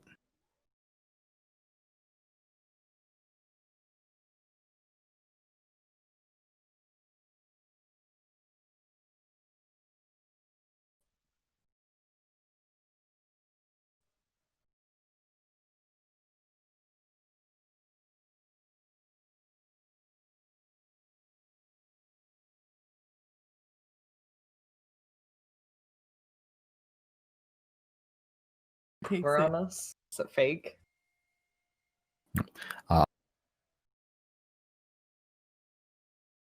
I'll say with the amount of the real emerald. You wagered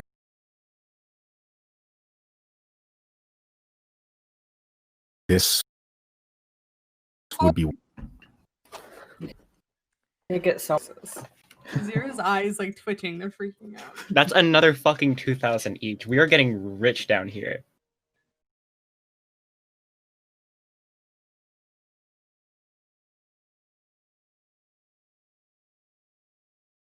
Thanks, and this wooden block I purchased from the Atneys, and I'm going to ask her if she would have any interest in purchasing this wood off of me, just clean and ready to be used and whatever they need it for.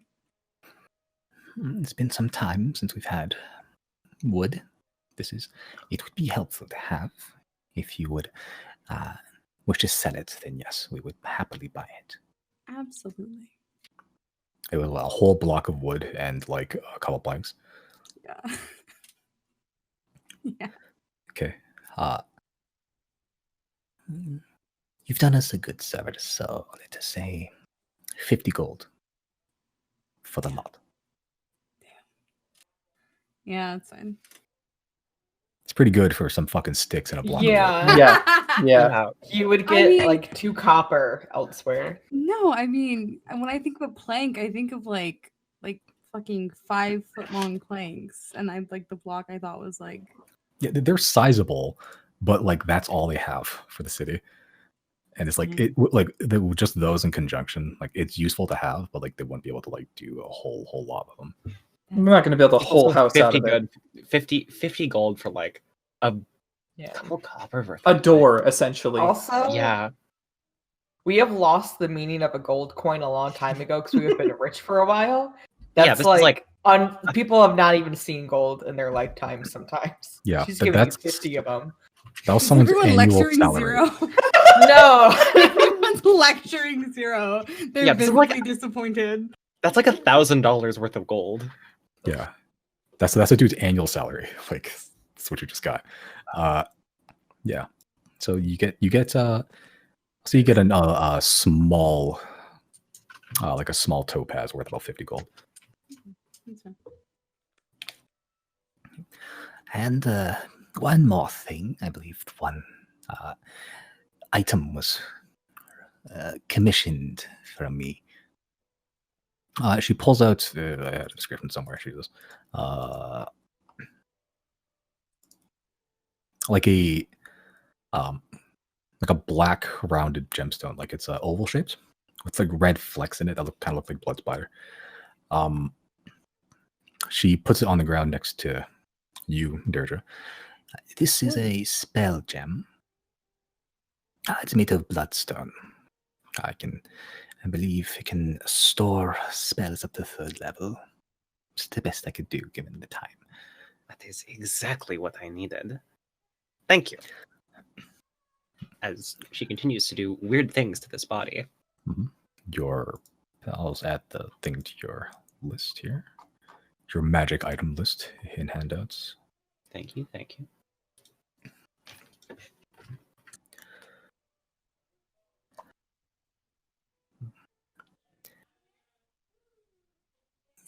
Thank you once again for aiding a little deep gnome colony in the ends of the earth. Think not much of it. It's what we do. Would you happen to have any fire available or a heat source? We use fire for cooking. What little food that needs to be cooked in such a manner. Azazon here needs as much fire as possible.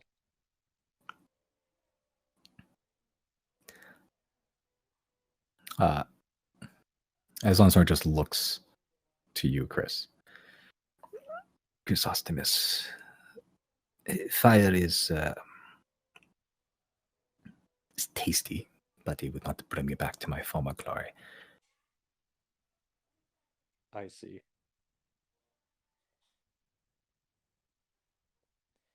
Then I appreciate the thought. As long as it's your thought. yes.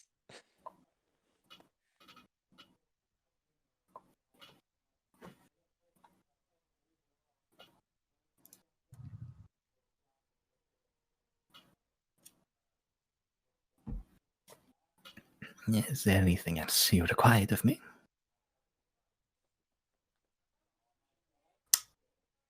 Nothing I can think of.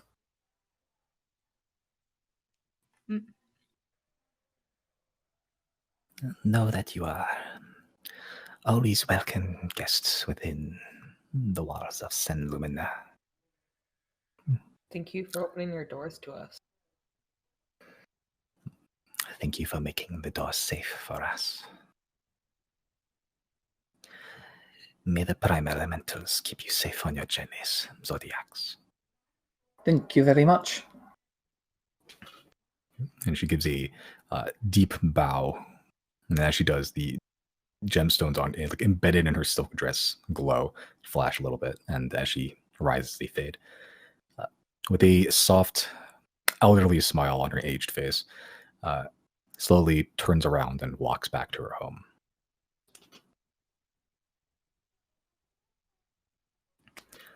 Okay, but you guys have about an hour to kill while a dead gnome's being brought back. Well,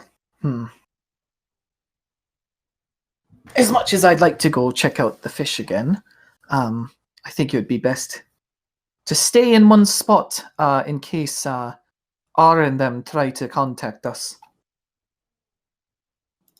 And since Deirdre is busy with the revivification, it can't really send out a message for Claudine for a while. Actually, wait, yes we can. It's a new day. Don't hit. Sorry for the wait. We're still underground. Hopefully you're fine.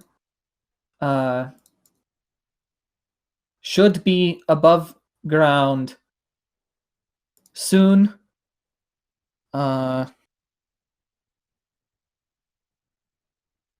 Meet us at Morims. That should be 19. Okay.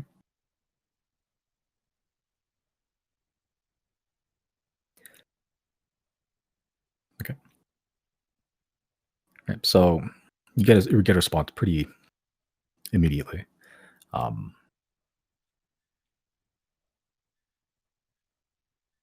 It says something along the lines of, well, the drinks are a lot better here, but sure, I'll waste away in a poorhouse.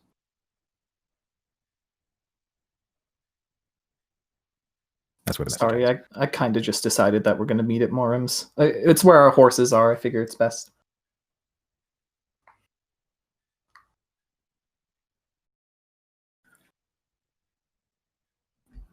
All right.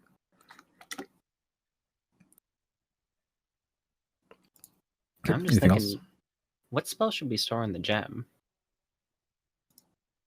It's in level 3, right? Yeah. Mm-hmm. Because I was thinking of Revivify. Because you never know when that might come in handy. Oh, your gem. So if you think that's handy, then go for it. Maybe, we'll see.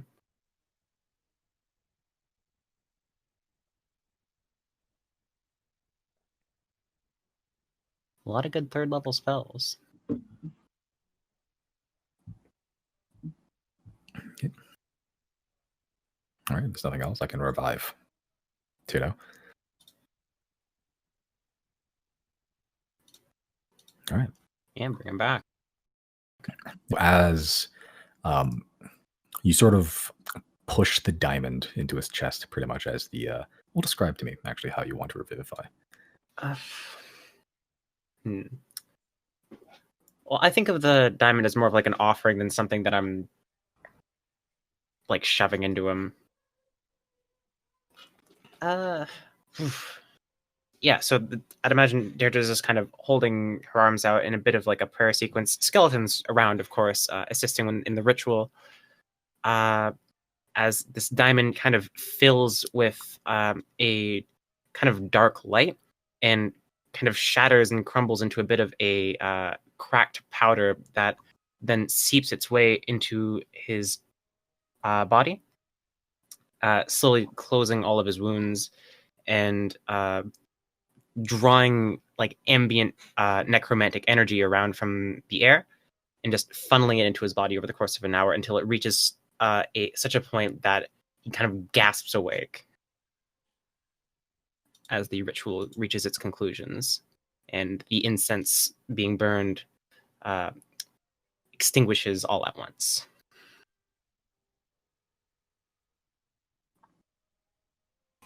Okay.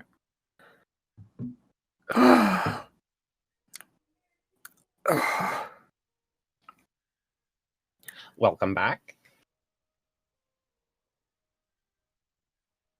So, how is being dead?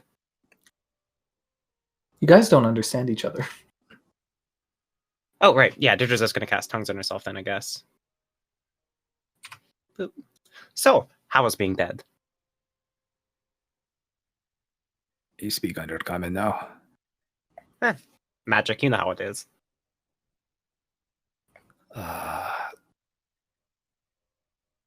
Not nice. Yeah, I wouldn't reckon so, huh? I think I scratched my arms until they bled. It Oh, felt yeah, really you... itchy. Yeah, that fungus patch we went through, it got you quite bad, it seems. When we found you, there was these mushrooms growing out of you. We cleaned them out of you before we, brought you back. And the magic I've just kind of filled you with should have gotten rid of any last traces that might have been left there. Well, it's really bright. I think I'm gonna just lay here for a while. Oh, yeah. See, bringing someone back from the dead, you aren't quite as whole as you once were. It will take a few days before you are finding yourself back how you used to be. A soul is no fragile thing, but, well, it is kind of fragile, actually. So, gonna take some time to get used to being in your body again.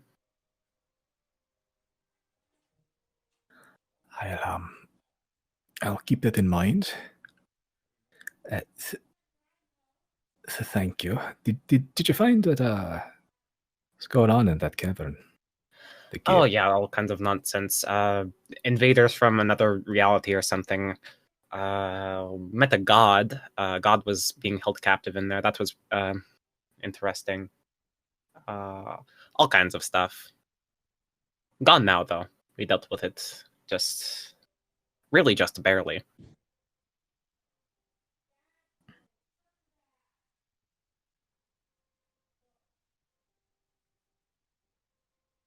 I'm gonna go to sleep now. Probably a good idea. I'll let everyone know the good news. They're just gonna burst open the door and like, hey, Gus was alive again. And also asleep because being brought back from the dead, it's exhausting. There's no door in the figurative door.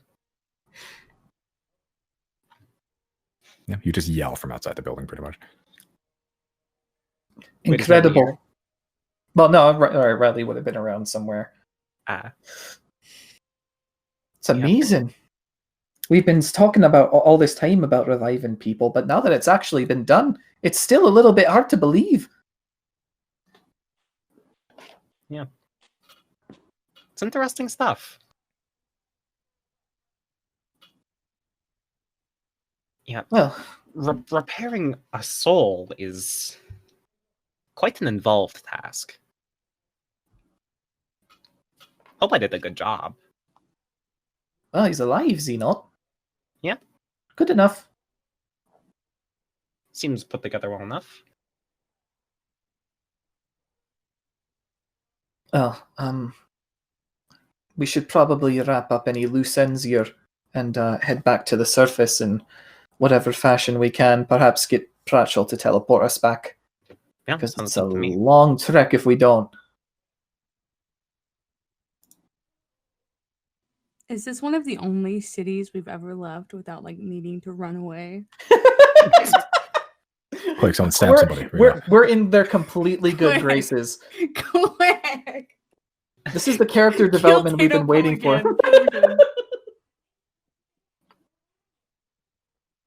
No, this time our good efforts are rewarded and handsomely. 10k gold, that's a lot. Yeah. And also a really cool spell gem that I'm excited about personally. I love having magic. It's not too late, Chris. Yeah, burn down their sun. Destroy the sun, Chris. You want me to? No, absolutely not. Please don't, actually. Chris, you understand that there's plenty of chaos to be wreaked upon our enemy, you know. Save the chaos for then.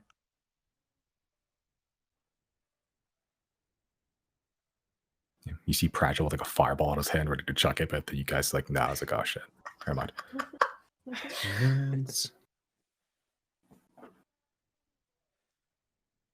All right. Okay. And if any other business to achieve in the city before y'all did? Nope. Not for me.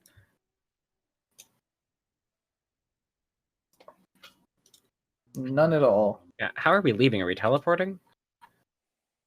Because it would be the fastest thing to do. Yeah. Pratchell, you want to go back to the surface? if I have to. Great. You can teleport us all there, right? How many guys are there? Jesus. There's the 6 of us, and then the god, and also Giorgio. 7 plus Pratchell.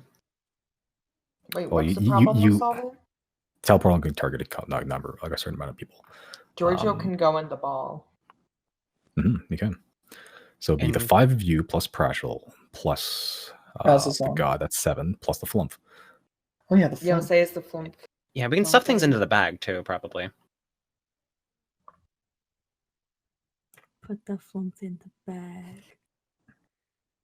Does the flump You can put Deirdre in the bag too. Yeah, Deirdre in her own bag.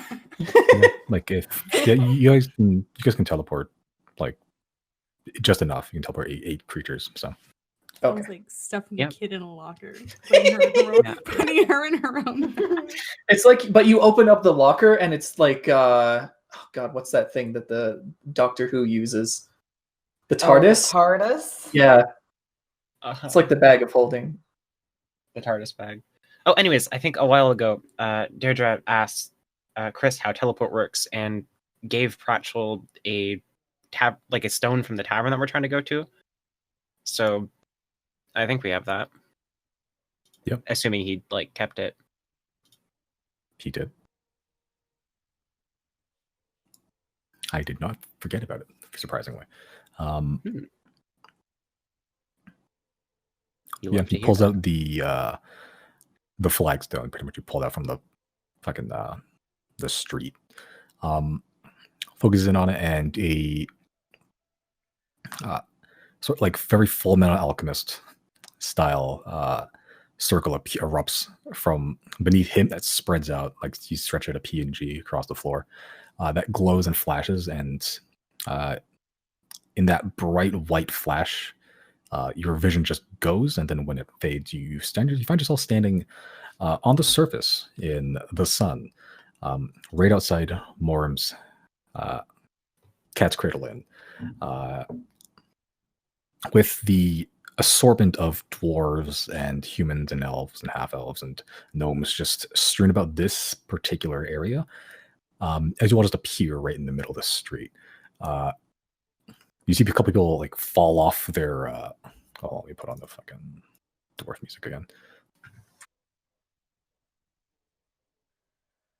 You see people fall off crates in surprise and land in a bunch of jars and stuff. People are definitely giving you eyes, but you do find yourself back on the surface. Riley gives a sly wave, hey ya. All right. Probably a good place to take a break. All right. You guys arrive at the front of Moram's place, the Cat's Cradle Inn. Very large, basically a big Minecraft house. Big blocky, made of wood. People standing guard over it of pure loyalty out of Moram Roofgiver, the fairly elderly dwarf patron who you were told it was funded the whole place just to help out the people here. You all arrive, and you were definitely getting a lot of weird looks. I mean, you just came to be in the middle of town, pretty much. Riley's still doing the sly wave. Some of the like 1 or 2 of the people that are around you have just stopped doing whatever they're doing, look at each other and begin waving back. Riley will also check for horses. Roll a horse check. Make a perception check. Find me perception. Hopefully Fieri's still alive. Oh, that was a... Wait, hold on. Wait, why do I only have a... Hold on, something's not right. I roll a 2. Yeah, I rolled a 2. Never mind. Okay, everything's fine. Holy shit, I fucking rolled. That's a really bad roll. It's still 14. That's still above average. Yeah. Yeah, it's not hard to find them. They're hitched right behind the building where you talked to Claudine originally. You You go there and you see a young dwarven child dressed in like relatively newer clothing, short brown, orange hair, just matted with oil, like he hasn't washed in a while. Currently in the process of like handing out, like he has a big bundle of hay that he's giving to each of the horses, and you see like right over the side of like a railing is like a big steak. Ooh, nice. Fury's gonna like that. Riley will approach the child and be like, "Oh, thanks for taking care of our horses. I'm gonna flip him 5 gold." Oh, it's my pleasure, sir. You show one of your horses is bony. Yeah, And his teeth. it's all right. It's just how he was born. His big red eyes and it's cool looking. Yeah, he's nice, right, Fury? Fury gives like a his head dips, does a nod. Mm-hmm. See, he gets it. Can horse talk? I don't think so. Said I tried to pet him and it just felt bony. I don't think he's much of a talker, but he is a very nice horse, especially when you give him the good meat. Yeah, I didn't really like the hay. I just had a little bit of a leftover jerky, and he tried to get that. So I thought he liked meat. Perfect. You've got good intuition, kid. I hope that gold serves you well. Ah, thanks. Dad's gonna be really happy. All right. With that, Riley will return to the group. All right. As the child follows you for a little bit out of the way and goes back into the inn.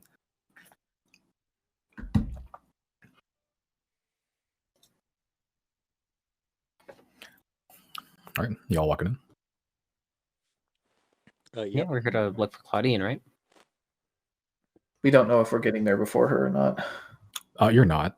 She's not. She's not there. You called her an like hour a minute ago. It was more like an hour. We're Yeah, waiting and we for just her. kind of fucking like teleported here. Yeah. Yeah, go in. It's still just as crowded as it was. The plethora of the dozens and dozens of tables around here, just crowded. You see Ida Kensington, the older human veteran of a war, stood right in front of you. Makes eye contact, originally like on guard, like how she used to be. Recognize you and gives a nod and lets you in, going back to her drink and food. You see the roof giver family, Morum, still near the kitchen with a pair of spectacles, writing everything in a ledger, making sure everything's okay. Graying dwarf guy, just clothing that looks like it's been mended over and over and over again. Same dirty brown orange hair as a kid outside. Just wild mane though, like it's a big lion's mane with a very thick beard that just drops straight down to his chin. Oop. All right. Another one. That's That should be fine if you were sent 2 links. Yep. Oh God, there's like 8 or 9 different links I to send you. Yeah. Sorry, Josie. Sorry. You can see Morm's wife Helen still going around giving out plates and platters filled with just a bunch of soups and meat and coffee and whatever food that they may have to just hungry patrons that they can pay whatever they want for as long as they need. Take it around, you don't see Claudine anywhere so far. Oh, it looks like we're early.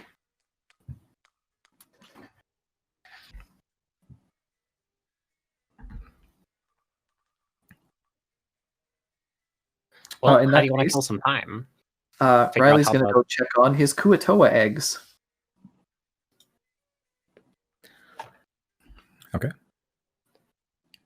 Yeah, because you were. Did you tell Morum to like take care of those? I don't think I did. Okay. Sure. They're still there in a bucket. Doesn't seem to be anyone like took that room in a couple like days you're gone. They're in a bucket, right? Yeah. It's a cluster. They've gotten pretty big. Like they were pretty like baseball sized before, but now they're like grapefruit sized, and they're something like one of them is starting to spill out of the bucket. Oh, they're getting big. In that case,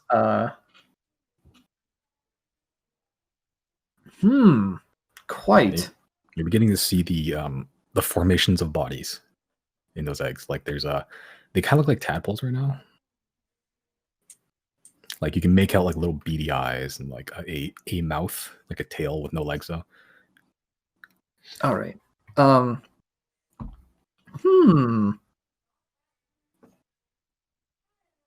Riley will grab his sword again and just softly ask, should I return them to the wild? Make a religion check.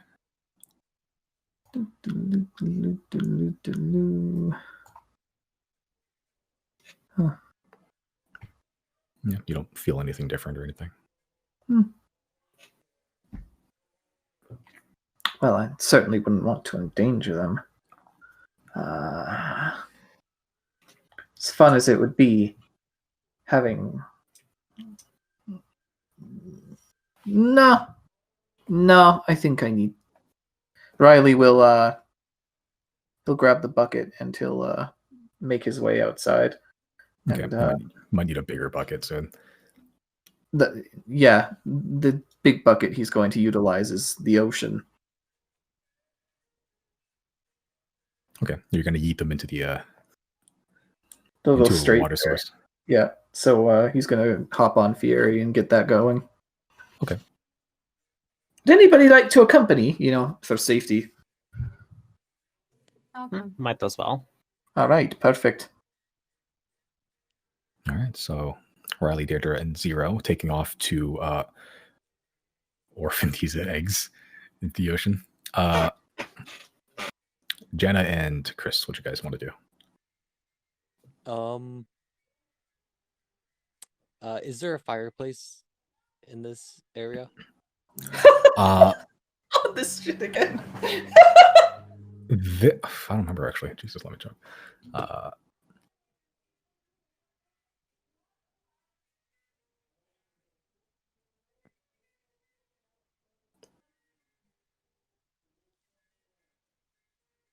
Nope. There's a pillar in the center, but not a fireplace. Okay. Like you there's a kitchen downstairs, but it's like a kitchen fire. I see. I'll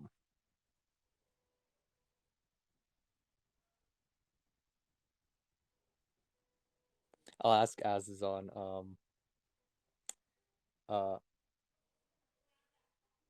will fire keep you stable for now? The aspect of fire you give me is enough for now. The only thing that can bring back my strength is true worship, which in this day and age I don't think is readily available. Maybe soon, though.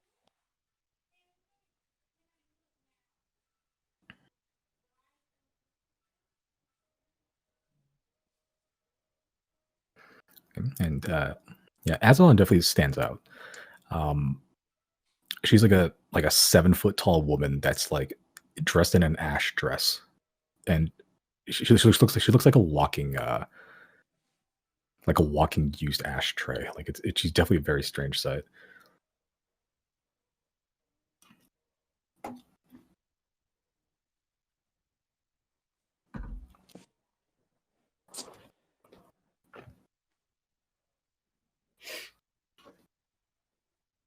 Oh, I just realized we're not on the TETSCAT map.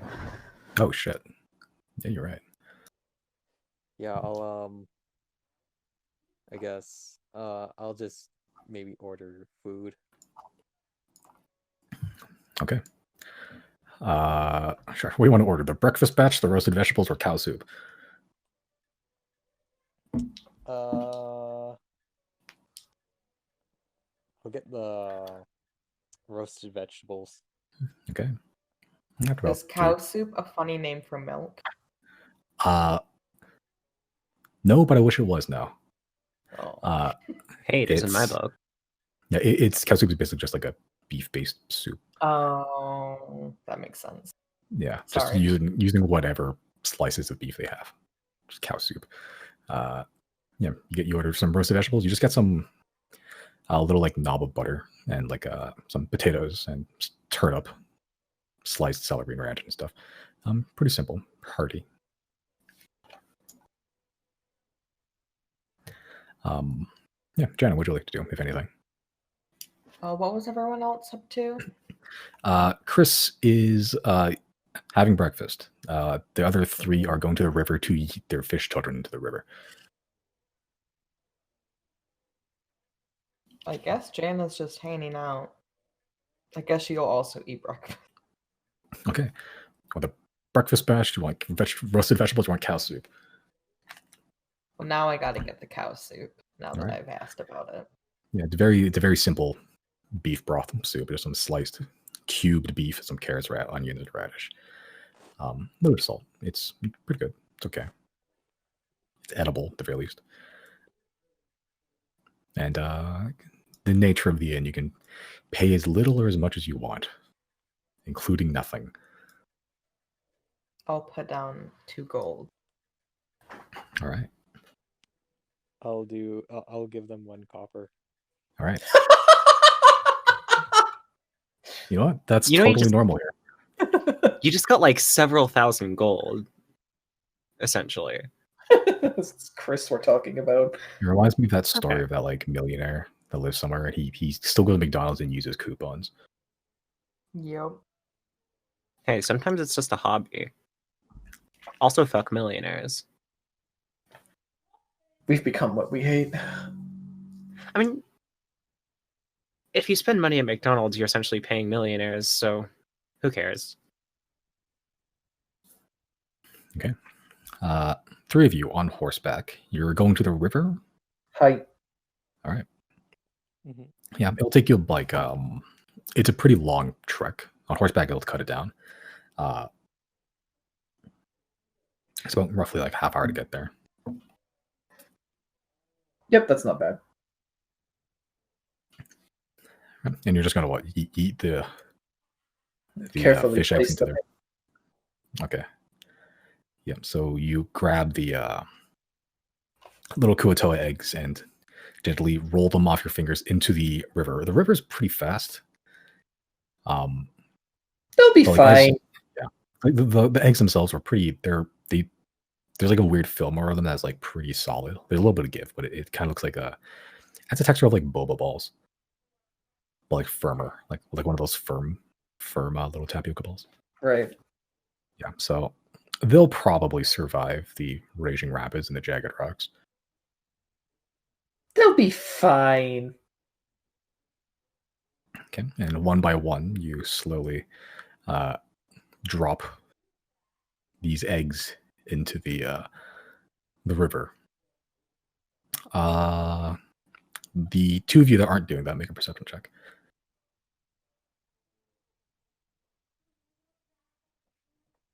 Oh. What? Hell yeah, natural 20, and it's still Is that I love no? it. Is that wow. Both ends of the spectrum. Love to see it. all right.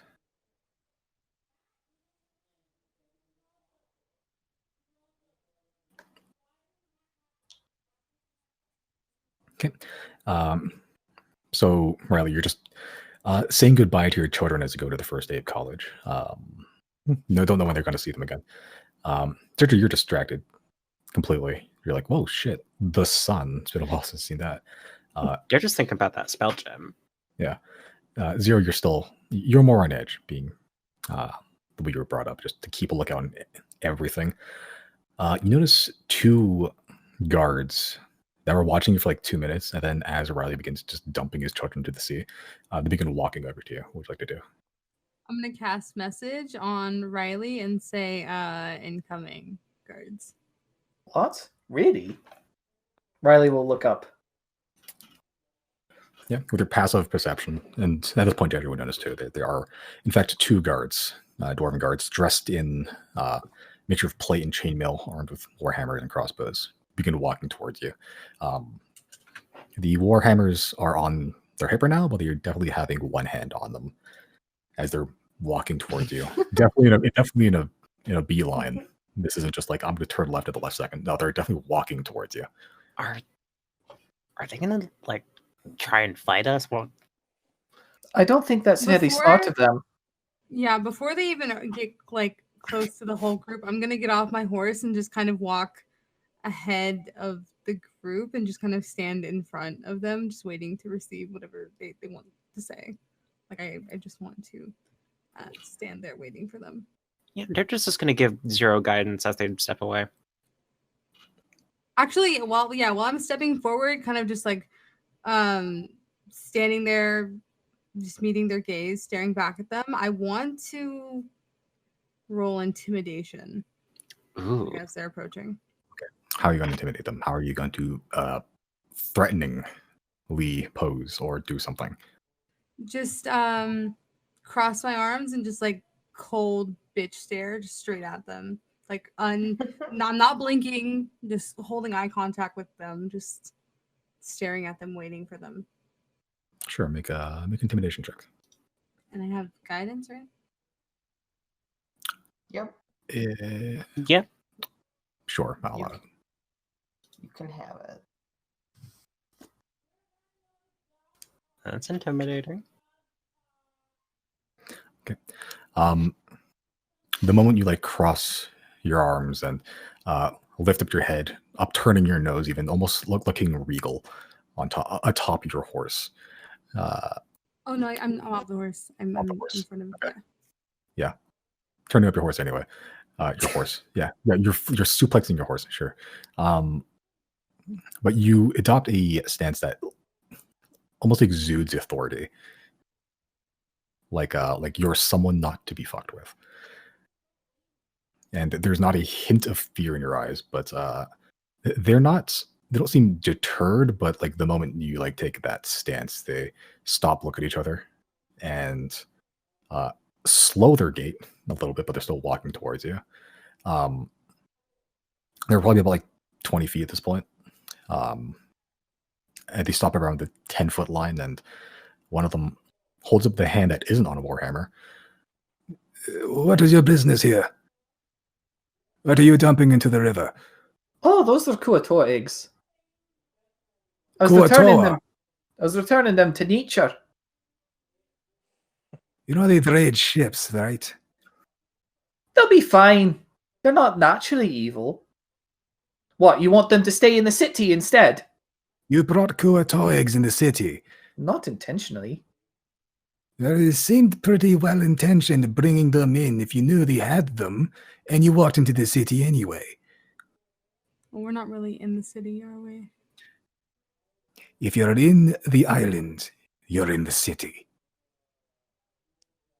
Well, look, the dispatch stuff. You should have stomped on them the moment you had the chance. That's anti-life. Listen.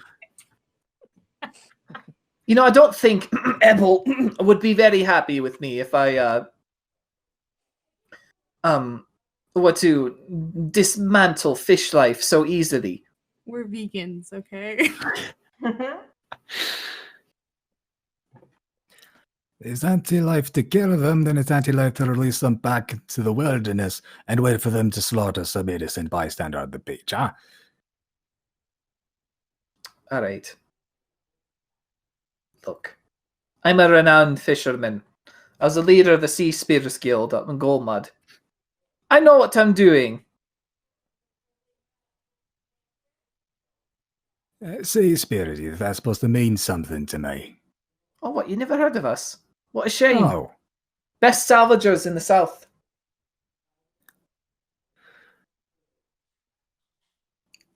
You know, I could have you charged for undermining the security of Tescott, yeah? How much would it run me? You trying to bribe me, mate? No. If I'm getting charged, that means I have to pay up, correct? Charged as a criminal. Treason. What? That's hanging cells for you. Well, that certainly wouldn't work on me. Look, It really wouldn't, huh? Since we arrived on the island, there is no checkpoint where we're told what we can and can't have here until we enter the city of Tetskat. We weren't aware that we couldn't have these, so we're disposing of them. If you'd have a better way to do that, you're free to take them and do it yourself. We're just trying to do whatever is going to be easiest for you guys. Make a persuasion check.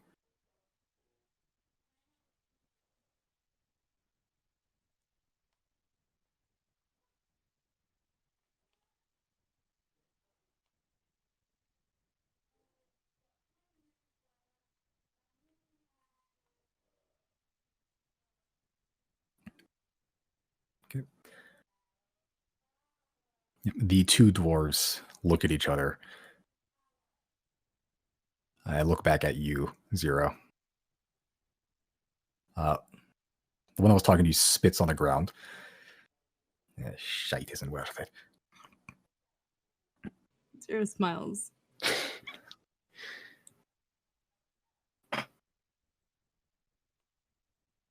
Well, sorry about that. I had no idea that was the direction it was going to go in. I've decided I don't like cities. Oh, you'd like Goldmud? I think Goldmud's a good city. Yeah, well, you'll have to show me sometime. I'm charging you with littering, unauthorized dumping in the river. That's a 200 gold fine. Yeah, honestly, I'm not happy about it. But I would much rather this not come to conflict, so here, 200 gold it is.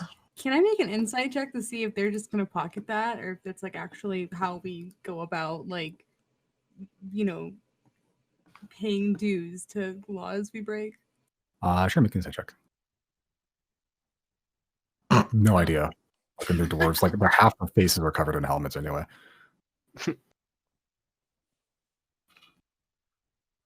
Okay. Yeah, they take the 200 gold and they yes. As Riley's I know what's coming next. as Riley's like trading hands gold with them, I would like to mage hand pickpocket one of them. Okay. Make a sleight of hand check. Make what's the components of mage hand? Just somatic, right? I think so. It's verbal and somatic. Okay, I'll say make a stealth check to see if you can do the components without them noticing you, and then make a sleight of hand check to see what you pickpocket. Okay. Holy shit. Sure. Okay. Let's see. Hold on, let me do a perception check. So a what pass Whole is. day worth of bribes.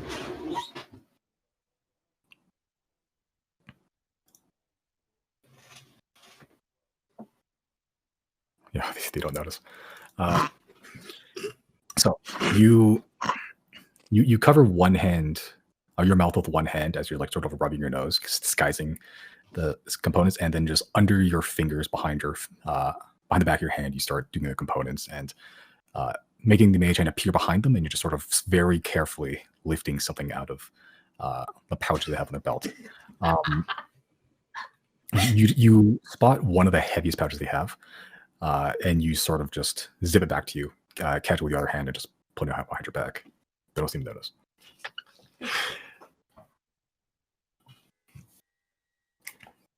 Yep, but Riley, you hand over 200 gold. Unreal. Gosh, this is such a good scam, actually. Get some corrupt guards to intimidate you into bribing them, and then steal all of their bribe money for the day. Well, I mean, we don't know how much is in that pouch. Either way, it's a pretty good It shakedown. might not even be money. It could be fucking, I don't know, rocks. Shiny True. rocks. Okay. Well, off they the status, take, they take. they take the gold, and the other guard that wasn't talking, he pulls out a like a piece of paper and begins writing on it. What's your first and last name? Last name? Well, we don't really have those. Right, Elf. What's your first name? Riley.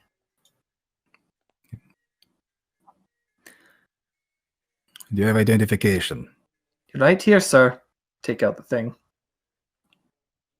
Okay.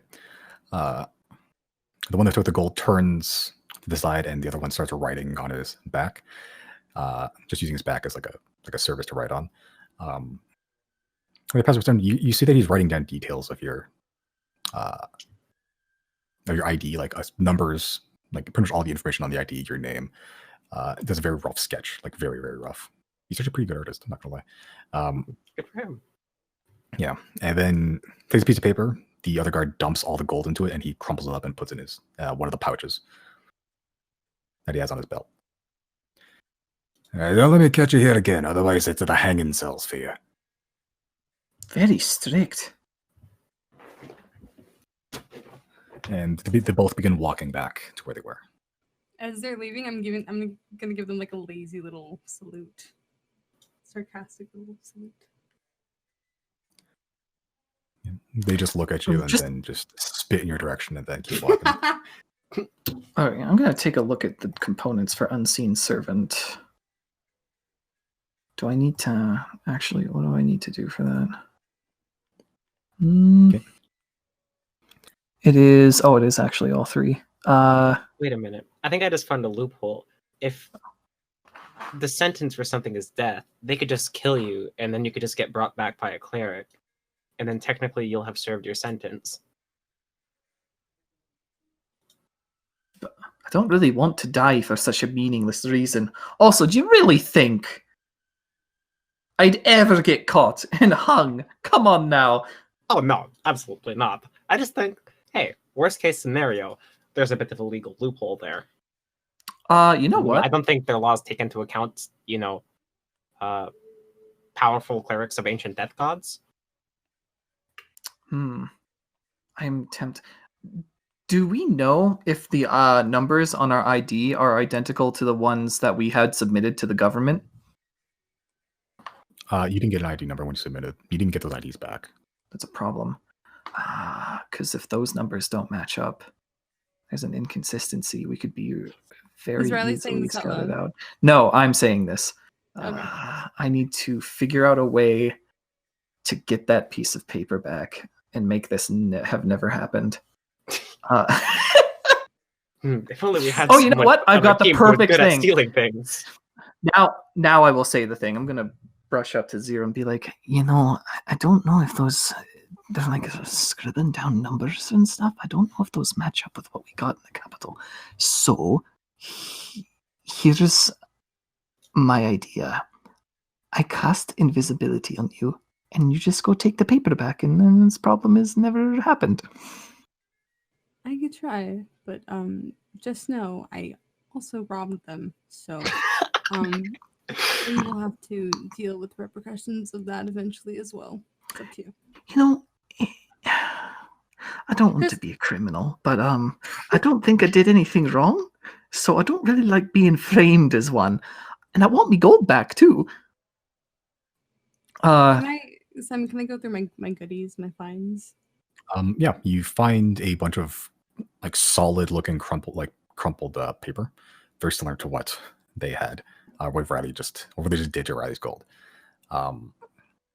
Opening them up, and again, it's the same thing. It's just names of people, the ID, their crime, and just a load of gold, like in each one. Mostly copper and silver. A couple of them have gold. There's a good amount of them in here, though. But they all have like documentation around them. You find about 80 gold, 17 silver, and about 126 copper in those. How much? You said 70 silver and how much copper? 126. Okay. I've got another plan as well. Should you fumble something, it's no big deal. I'll send Patsy over there with you. And Yeah, I'll do it, I guess. alright. So that's How invisibility. far away are they at this point, Simon? Probably about 50, 60 feet. Yeah, they're just gonna pat They're Zero not- back with the guidance. They're not looking at us, I'll right? get them Like back their backs are to us. They're currently walking away. Yes. Okay. Casting invisibility. And does that require... Oh, it does require concentration. What about Unseen Servant? I don't think so. Nope, Unseen Servant is fine. These things can coexist. Excellent. I'll also cast Unseen Servant to react to things in case something goes wrong. Okay. You summon your spectral servant that becomes Come, Patsy. impermeable to the eye. Yep. All right. And Zero turns invisible. Good luck. So that's stealth with advantage, right? Yes. It's a pretty low roll. Yeah. Oh well. Hmm. That's still a You can take 20. the guidance for the pickpocketing. Either or. Oh, the guidance was for the pickpocket. Okay. Either way, I already rolled a 3. I mean, you have a plus 17 to pickpocketing. I doubt it's gonna fail. Most guys only last like 6 seconds or something. No, it's 1 minute. How is it? Yeah. Never mind. I forgot a You zero. only in get it on there. one roll. I'll just go ahead and use the 3 on the stealth roll. I mean, you already rolled it anyway, so that's fine. Okay. Okay, just roll for sleight of hand as well.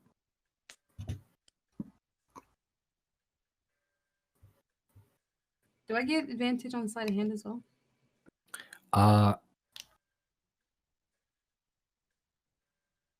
Let's see.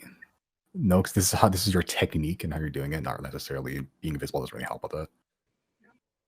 I mean, I don't know Allow what you the to do map it. is either way. Still pretty good. Yeah, you rolled a 6. I don't think they're getting past that. Yeah. So you walk up to them very casually.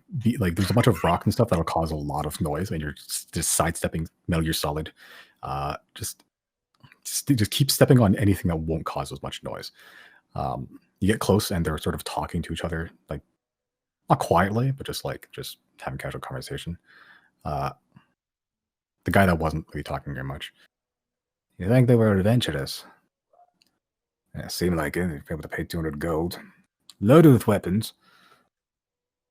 The one thing you need to remember about adventurers is that they always have gold and they always break the law. Just keep an eye out for that.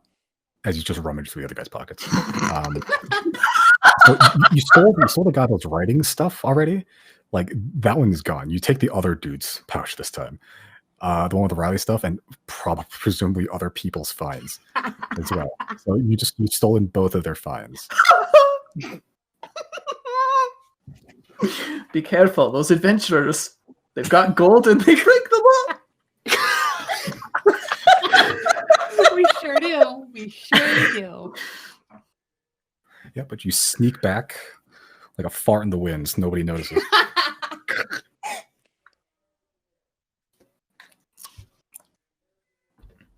Oh, yes. Riley is waiting for confirmation that the deed is done. Because, invisible. As soon as I get back to the other two and I am like next to the horse, I'll drop the invisibility and I will see what goodies we have this time. Okay. It was a success. Not that I doubted. You have 200 gold with Riley's documentation and fine on it. Okay. Which I'm presuming you give him back to Riley. Yes, This pouch is a little bit smaller than the other ones. Outside of Riley's stuff, you find about 34 gold, 27 copper, and about 27 silver and 80 copper. Okay. And they're like out of sight now, right? They're still within sight, but they're further along. Would they notice if I started fishing now? Probably. Fuck. Well, I'll turn to Fieri and say, sorry, I was going to give you a snack, but it seems like they won't let us. Under my breath, I'm gonna whisper to both of them, guys. I stole so much money from them. We need to go. Deirdre will do Fine by me. a sitcom look at the camera, shrug. Deirdre has become Jim.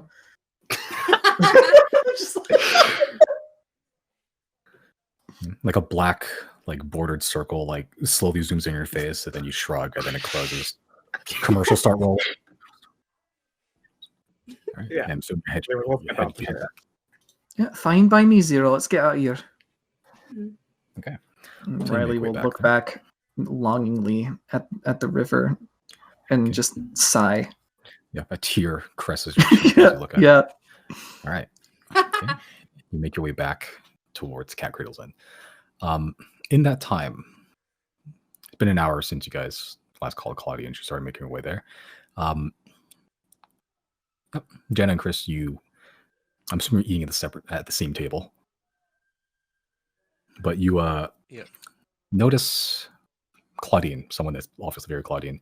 Pretty much like geez, what the fucking forgot what she like exact. 6 out of 10, I think you described her as. Yeah. 6 out of 10.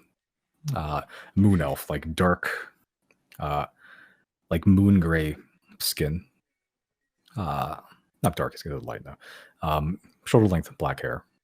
Dressed in like a very dark leather armor that's like bound tight to the body. She scans the room for a bit and it takes like 2 seconds for her to just spot the gnome and the blue guy with the wizard hat sitting at a table. And she begins marching her way towards you.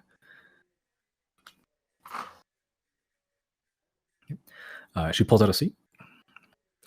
And she looks about the same, but as you get closer, you see their like the veins on her neck and some parts of her face have turned like black, like it's like a spider web across the one side of her neck.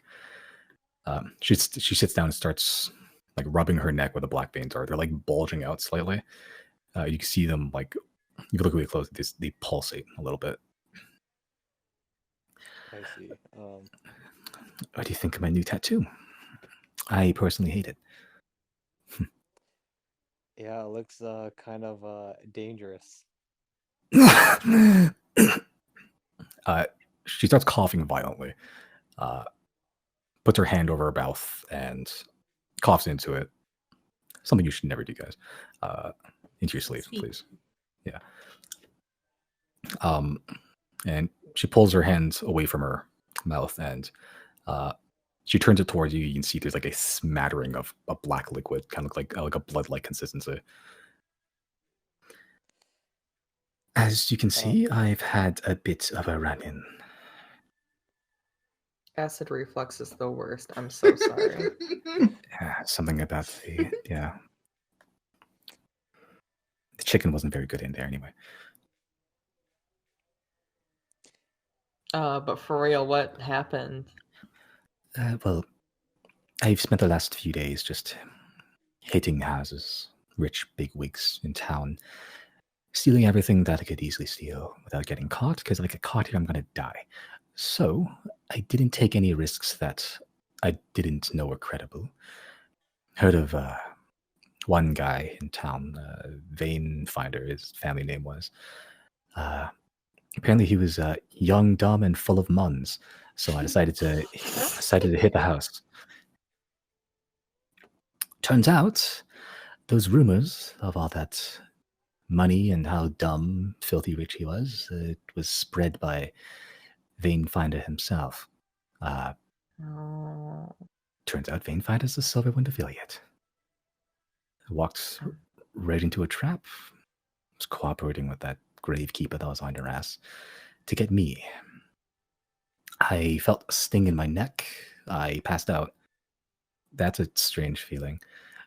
And I woke up in a room tied to a chair with your gravekeeper. Nice mask, by the way. Stood over me. Told me some bullshit like, oh, you can blame the Xodiacs for your misfortune. Or some fuck. Said something, injected me with something he called slow death. Told me that I'll waste away painfully each day until my body fails. His words. Don't know about you, but that's not my idea of a good time. Said that it's not a poison that a few spells can remove. It's a bit more complex than that. Also, Can I try something? Sure. Jana wants to cast protection from poison on Claudine. Okay. So I don't know if that'll help. Worth a shot. Okay. So you cast protection from poison. It takes to Claudine, but doesn't seem to have any effect on the visible surface of this mark on her neck. Well, it stopped throbbing. Thanks. That'll help with sleeping. It comes in waves. Thanks, Jana. Your gravekeeper held a vial to my face with a little white serum in it. Told me that's the antidote. Meaning, if I don't get the cure from him or find some alternate solution, I'm going to die. Not ideal.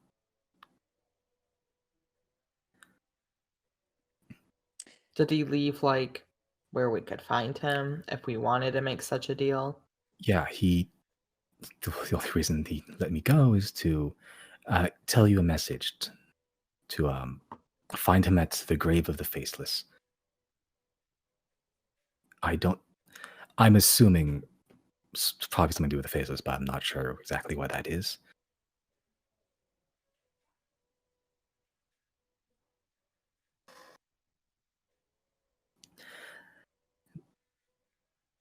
I'll be tagging along, of course. It was your problem before, the Gravekeeper, but now I really don't want to die, so I'm going to kill the hell out of him.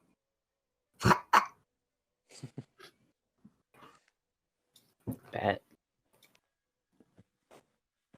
There's another guy, actually, dwarf dude, red beard, bald. He was stood there, staring at me, arms crossed the entire time. Tough guy act. I've been doing this for a while. I can tell when someone wants someone dead. He really wanted me dead, which is I've never met the guy, so I don't know what his beef is. Sound familiar at all? No. White dwarf, white hair, Red hair. red hair, red hair What was dwarf. the name again? Does that sound familiar? Not really. No. Red hair dwarf really wants Claudine dead. Think that's Gimli. Yes, Gimli from Star Wars. Just kidding. Yes, may the rings be with you. Totally. But no, that doesn't ring any bells for us. Cool.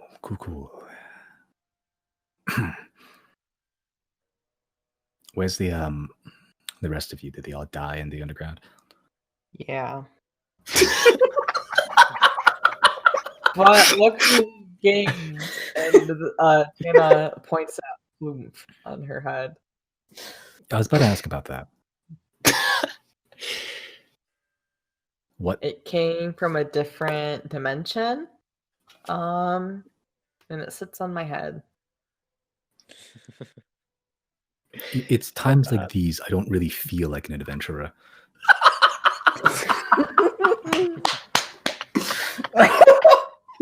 And we have a new friend, Azazon.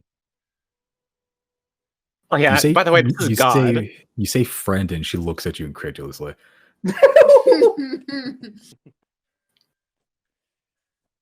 It's good to meet you, Azazon.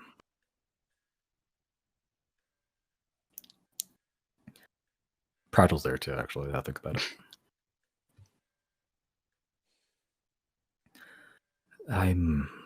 Well, my condolences. Oh, I'm sorry. I was jesting. They're still alive. Oh.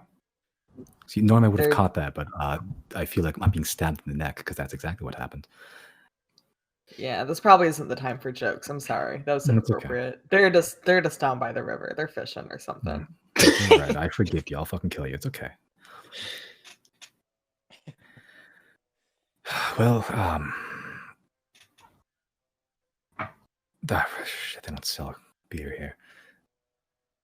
I guess I'll grab a coffee, and I'll just wait for your friends to arrive. I would recommend the cow soup. Yeah, it is my favorite. I always hated vegetables. Try salt next time. Okay. And you guys kill some time for about 45 minutes while the rest of the party arrives. You walk in, you see extremely tall god, the old dude that has a penchant for blowing things up and teleporting, your friends, and you see Claudine with a new tattoo on her neck that bulges and pulsates and also causes her to cough blood. Oh, something tells me your artist didn't have the best intentions. Something tells me she's like at least a little bit cursed. What's up with that? You talked to her yet? Yeah, we did. It seems they injected her with something, and the gravekeepers have an antidote for it. What was it called again? The slow death poison. Yeah, slow death poison. I'm assuming they want something in exchange for that. And yeah, the gravekeepers had a message for us to meet them at the grave of the faceless. Great, speaking in riddles again. Well, failing knowing what that is, what do you say we take a rest, get up tomorrow, play doctor for a bit, eh? I'm remiss to ask Claudine, but do you mind if I peer into your memories for a bit? Sure. Oh, no, it actually worked. Oh, I can't believe it. All right. I need you to focus on, what happened so I can get a clear picture of that. All right. She closes her eyes as you use detect Fools. thoughts. Yep. Okay. Yeah. You see her. She's looking around, like at a situation. You see her tied to a chair. There's a couple wine bottles around her. She's like on racks. They're pretty nice. You see in front of her is the snake-masked gravekeeper, the doctor, just saying threatening things to her pretty much, as he takes a very thick syringe and bends her neck to one side and jams it into her neck and just plunges it. You'll see, like in the corner, leaning against the wall, arms crossed, is a dwarf, pretty heavily clad in armor, and there's like a pretty big halberd that he's leaning against the wall as he's just staring at Claudine. Eyes laser focused, like long beard that's like braided. Has like a monk haircut, like it's like thin around the sides, but like completely bald on the top. Just staring there as Claudine gets injected pretty much with this syringe. And Riley doesn't recognize this dwarf at all. No, not really. Man, fuck that guy. What a piece of shit.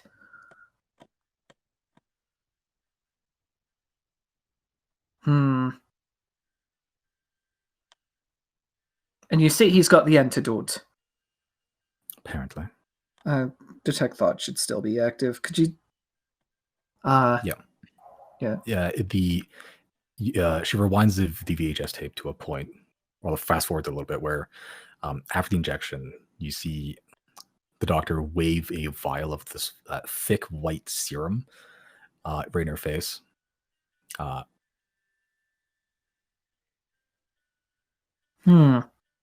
What are the chances he's bullshitting? Decent enough, probably, right? Did it look like milk? It has the same like color as milk, but it is a little bit thick. Like it's more of like a it's like a thin jelly, kind of look like. Ew. Well, that is our only lead. And if Deirdre can't chalk it up to some greater restoration, the only options are we get the serum and hope it works and it's not bullshit, or oh, hmm,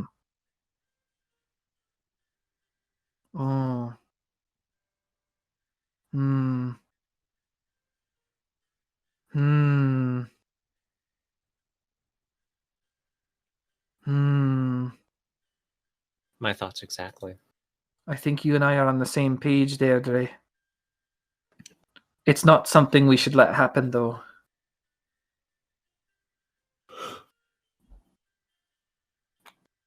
I'm not. I have no idea what you're thinking about. What? We just got hella diamonds. Oh, Easily yeah. bring it back. Oh, right. Yeah, definitely. Hey, But Claudine, want to die really quick? Still have the spell prepared. We could just, like, really quick, like, kill you, bring you back. You'll be fine. No. yeah, see, Are you positive? this is why we Yeah. need to avoid this situation. It is really easy, I promise. I think I'll skip dying. Well, if you do end up dying, hey, let me know. They're just gonna, like, wink and finger guns at Claudine. Okay.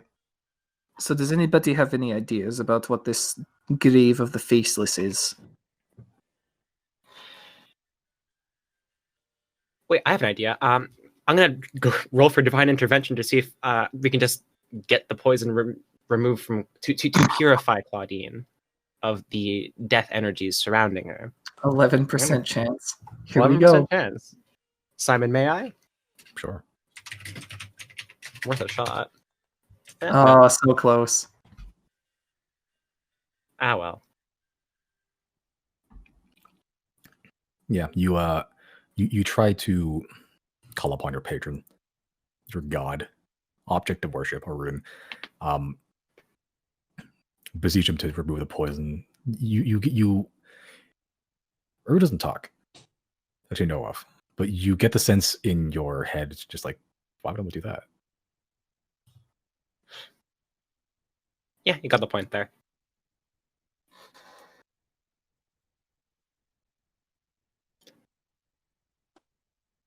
Grave of the faceless.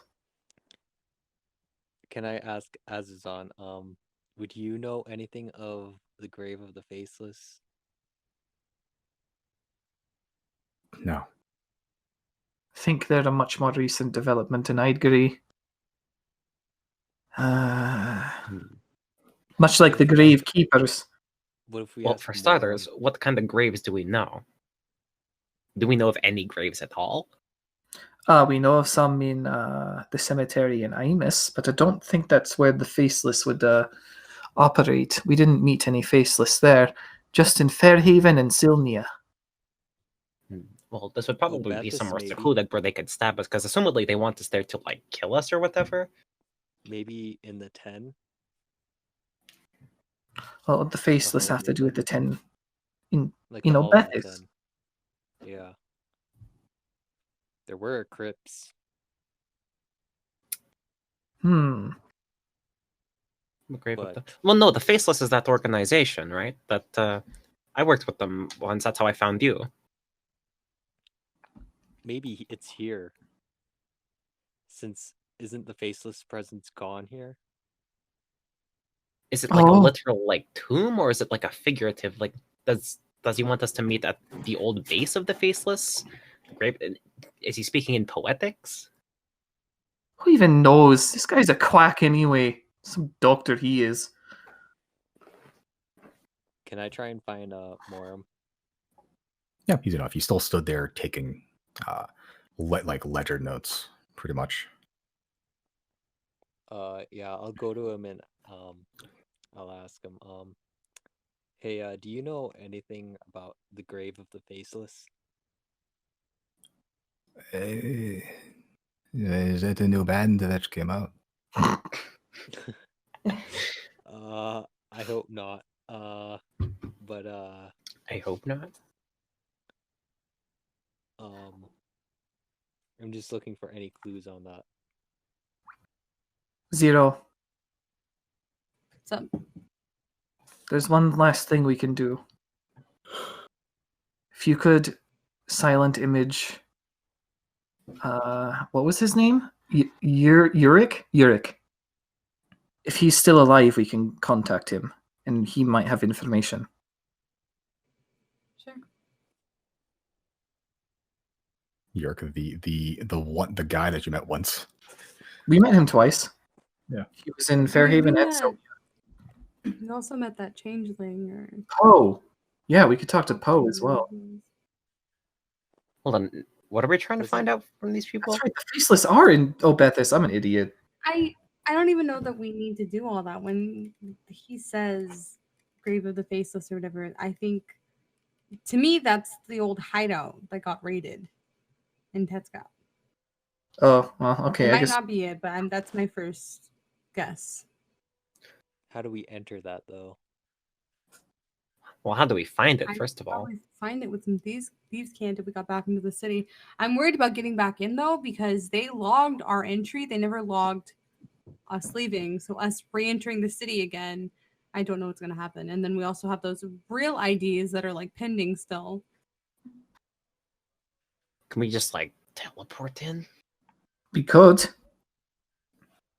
would be a little bit suspicious having an entire group teleport in, though. It was already bad enough when it was just Patchel. What about Azazon? Oh yeah, Azazon can't even get into the city. Yeah, you can just hang out here at this inn for a while. Maybe convince a couple of them to worship you or something. I don't really know.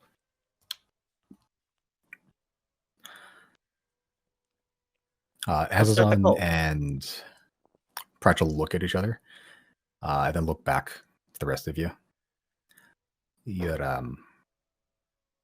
friend, mentor, Pratchell, and he's given me ideas. He's willing to aid me in this search for Osmin, but we cannot do it here. I cannot follow you into danger that has nothing to do with me. No, Completely understandable.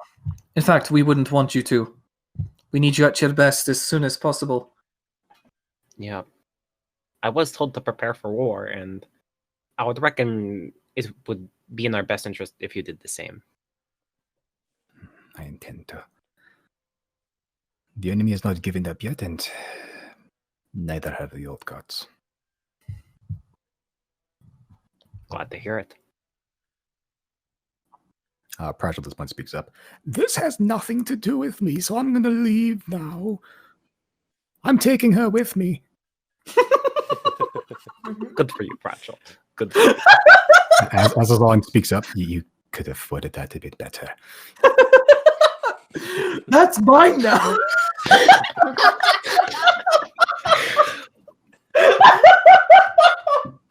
A whole ass god. Azazon, you're going to have a great time. Oh, goody. Somebody pack her like an emergency cell phone in case she needs some money.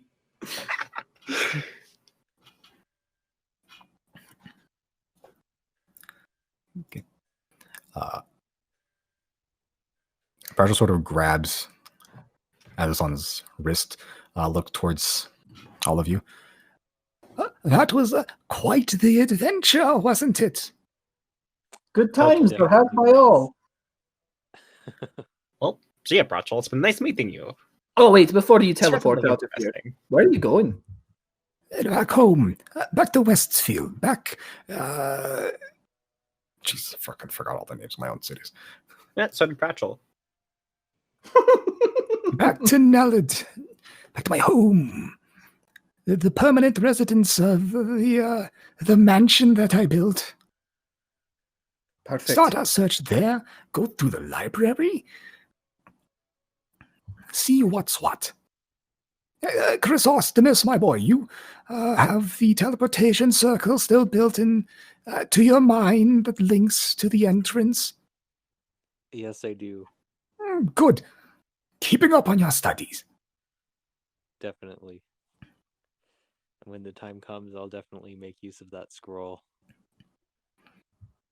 You better. I only have one of those and I'm too lazy to write another. Okay.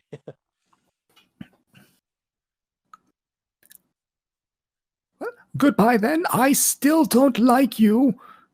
That's fine. We can coexist peacefully. Practical's gone. Lively fellow, that one. He's funny. Quite. Claudine sort of looks at whole exchange, looks to you, Chris. Yeah, I can see the resemblance.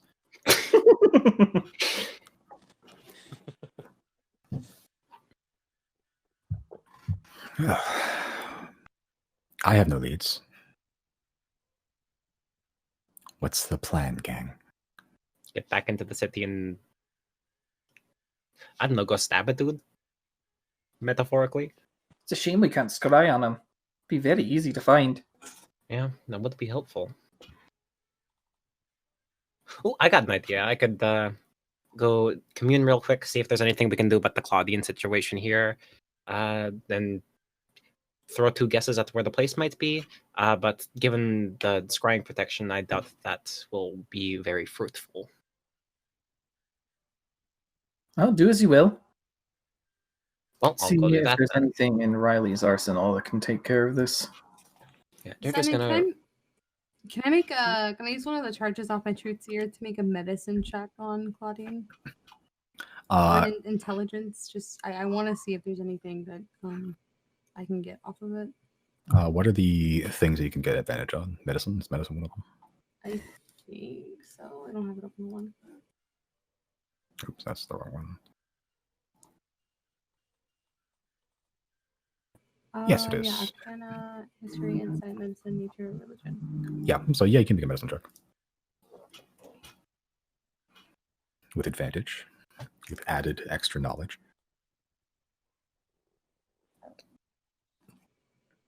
Okay. Yeah. It's unfortunately you get the sense that the poison is specially crafted. So there's not like a whole lot of like known knowledge of it that you can just get from a third-party source. But you do get that it was handcrafted and very, very powerful. Artisanal poison. Yeah, like they put it in the Berserker's bin for a while. Yep, so it's specially crafted. It's extremely powerful and potent. And just judging from symptoms, it seems to be like slowly breaking down her body from the inside. And it seemed to infect a lot of matter to the point that like easy removal is no longer possible. Okay. After I'm done with my check, I guess I'll approach her cautiously and just like kind of gesture towards her like, may I? And then I'll do the check. And then once I'm done with the medicine check, I'm gonna do that thing that older siblings do to their little siblings where they mess up their hair, and I'll walk away.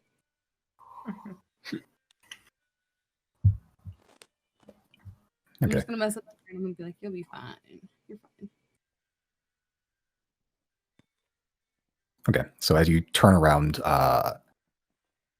you feel a sharp pain at the back of your head.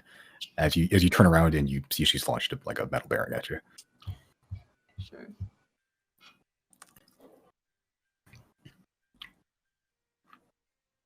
She has that now.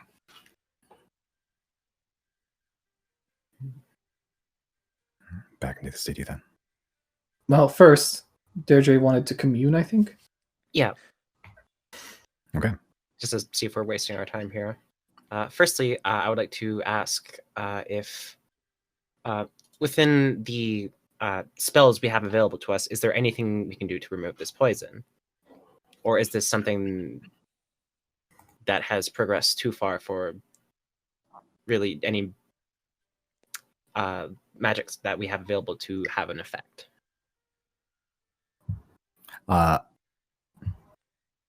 The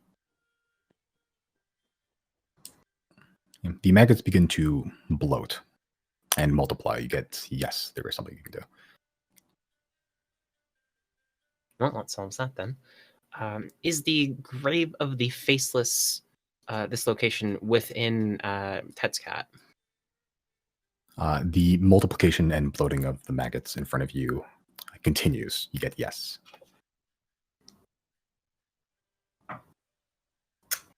Do they actually hold the serum? Well, if we can do something with our magics, then it doesn't really matter, I reckon. But are we running into an ambush? Or something? Well, of course we are. That's a foregone conclusion. We need to be careful. Yeah. Is attending this invitation in our best interests?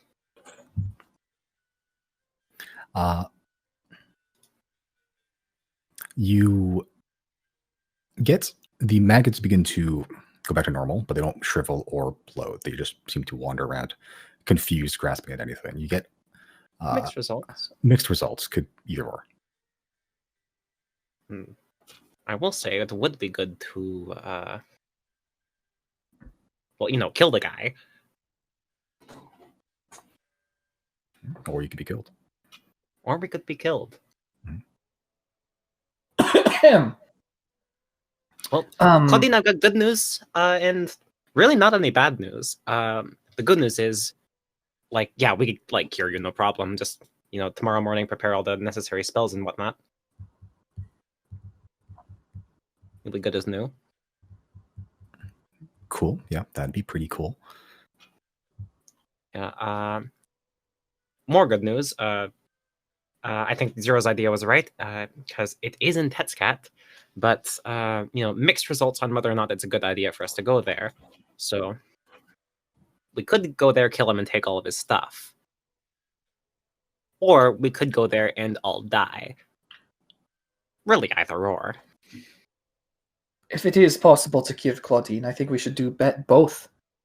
If we get back at full strength, we can go in there, catch him off guard, and at present moment anyway, we outnumber them 6-2, and something tells me that the doctor's sleazy ways are the only proficient thing about him.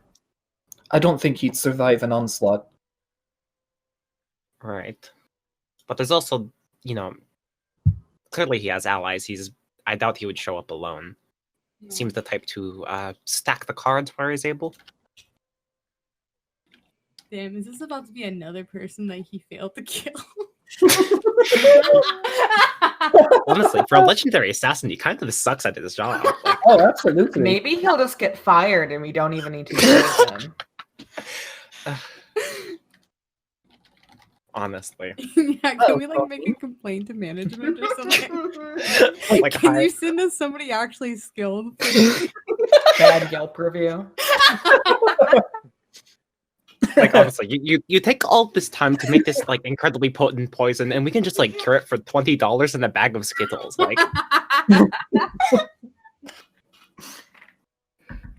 Spirits are as empty as his heart. I'm saying these things in character just in case he's scrying on us. I want to say this out loud.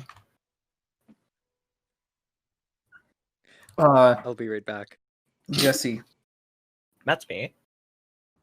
So with this ring that you can store spells in, you need to attune to it, and you need to actually store the spell in it.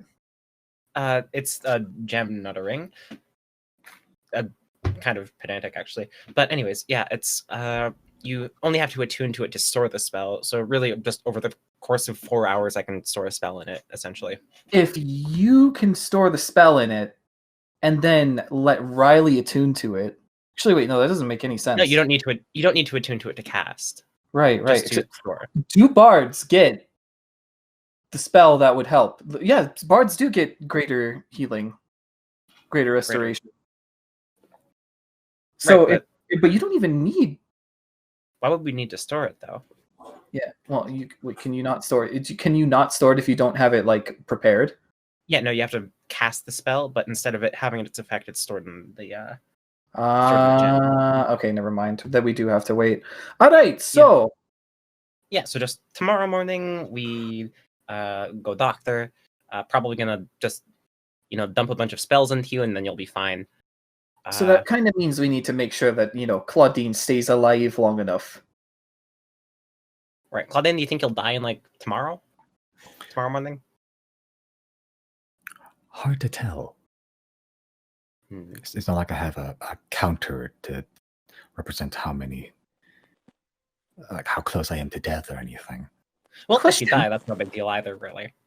Does this help cast Healing Word at level 1? Does it feel any better? You cast Healing Word, and the spell goes, but it doesn't go into Claudine at all.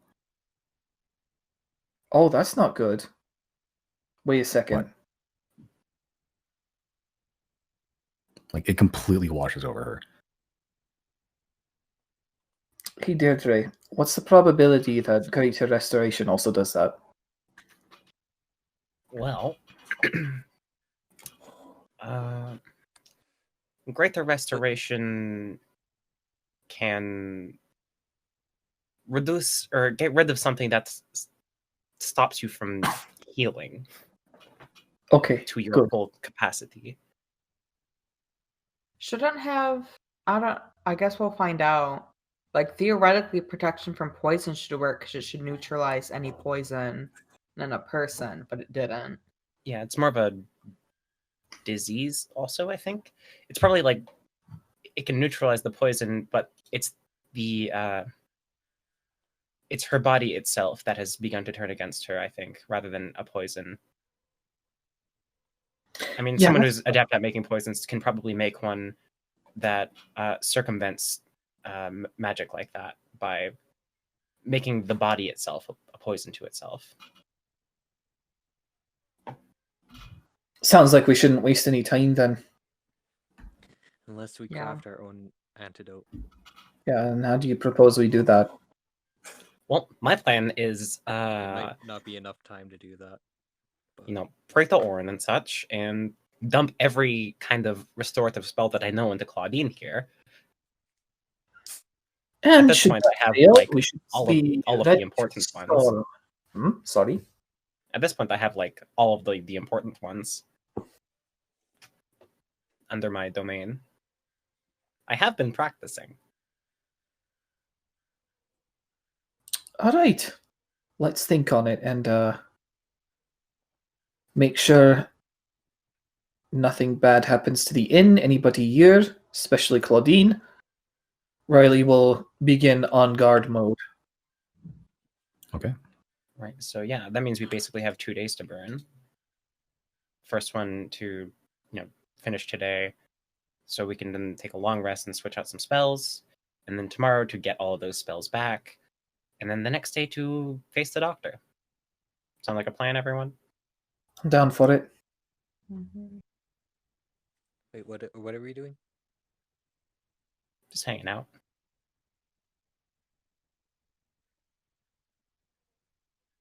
Are we hanging out till what? Mills, you were BRB till, right? Yeah.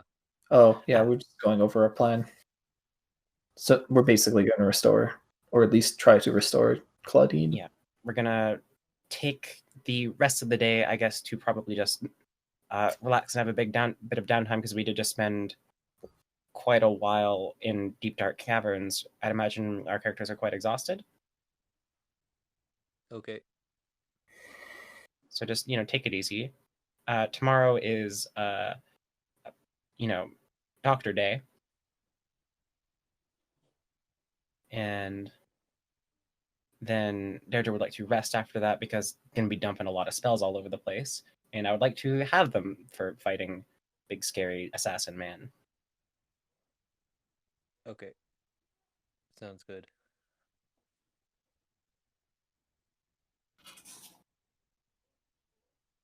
So 2 days of downtime. What are we gonna do?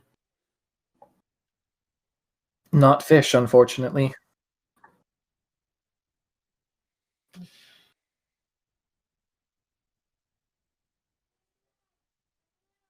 They're just gonna take 4 hours to store sending into the bloodstone.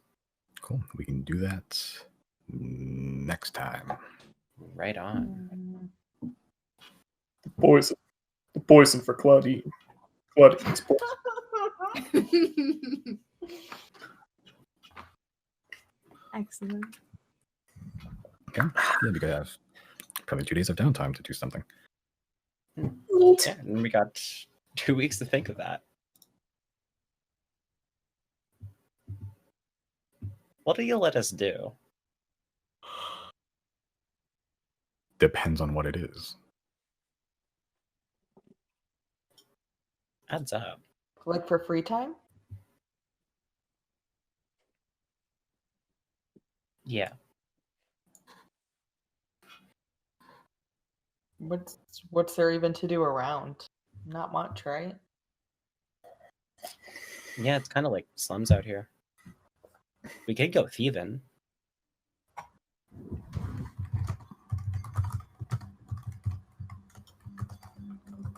Take the horses out.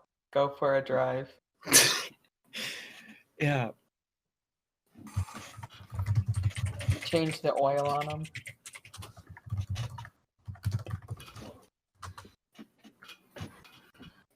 All right. Pick this up next time. Mm-hmm. Fucking really good sesh. This is one of my I had a favorites. lot of fun. Yeah, this was a good one. I finally got to resurrect someone. Ah, that's been a character goal for always. I really liked the mushroom people. The mushroom people were cool. I like the lore drops. And the funny shitting on the doctor again. It's always fun to shit on him. Yeah. Yeah, we really just fucking dunked on this guy about how shitty of an assassin he is. God, I fucking hope he was listening. Oh, me too. There's a deleted cut scene where just like he like cuts to him and just like a single tear rolls down his cheek as he like mutes it. He's crying himself to sleep somewhere in Ted's gut. Yeah.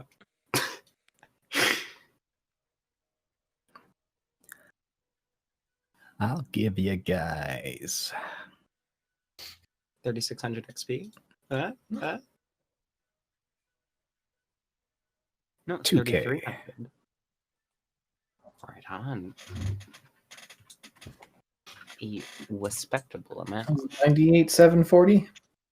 Mm-hmm. Excellent. I'm assuming next level up is at 10,000. 100,000. So I can read. Oh, the tired can't. all at once. Wow.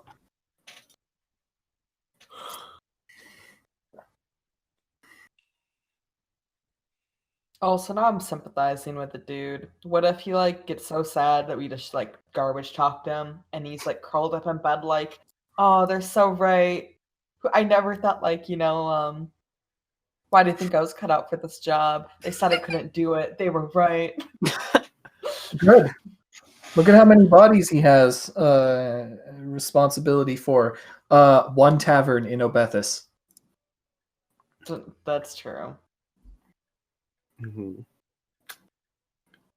We don't know his backstory though. Can we get a redemption arc on this dude, Simon? Look, we might already get a redemption arc out of Luca. So Yeah, I don't want to be too We're greedy. I'm not Yeah, gonna like, lie, we talk- convinced Luca is alive still. We just he tried was on him such like a week ago. random side character. Like, Like, tried on him supposed like to a be week ago. Luca's fine. He's alive. Yeah, we're Yeah, 2 years into this campaign. He's like top of the food chain right now. Like, We like just scryed him on the boat to Tetscat. Yeah. Also, fuck it, yeah, let's scry on Luca top of next session. I have scrying like just constantly prepared just in case. No, let's not. Let's wait until Claudine is like not dying, and then we can. Well, I mean, scry I him. don't have the spells prepared anyways, Uh, so I might as well just burn some spell slots on bullshit, right? We should focus on getting Claudine fixed up, and then we can do the bullshit. We have the rest of the day, though, with What no if- way to do Claudine. Okay. I am operating under the assumption that there is a possibility that greater restoration is not the answer. Yeah. Well, There's the only but we other do know- option that could be that isn't the serum is maybe remove curse. yeah, which I'm gonna prep tomorrow. But if that doesn't work, that means your god was like, yeah, there's something you can do about it, and it's the serum. What if it's this? I did specifically mention the spells that we have available to us. Yeah, but gods are like that sometimes. What'd you say, Misty? I said, what if it's this stupid fucking cure-all ointment? Because Deirdre didn't specify. Oh my Deirdre did not God. specify, hey, is it a spell that we can heal her with? Deirdre just said, You're it's right. We So got it 3 could be doses of any that. amount of shit that we have on us. The three of us have cure-all ointment. Yeah. I mean, That's I feel like this is a true. pretty good thing to burn that on. Let's try the other stuff before we burn something Yeah. that we don't have any chance to replenish. Yeah, I have a lot of the most powerful healing magics that there are. So Why do our D&D characters have better healthcare than we do? They have magic. yeah, Okay. yeah, True. gosh, what other spells would I even need? Forgot magic wasn't real. Slammed back to reality. Oh, that is that hurts. Dropped way down.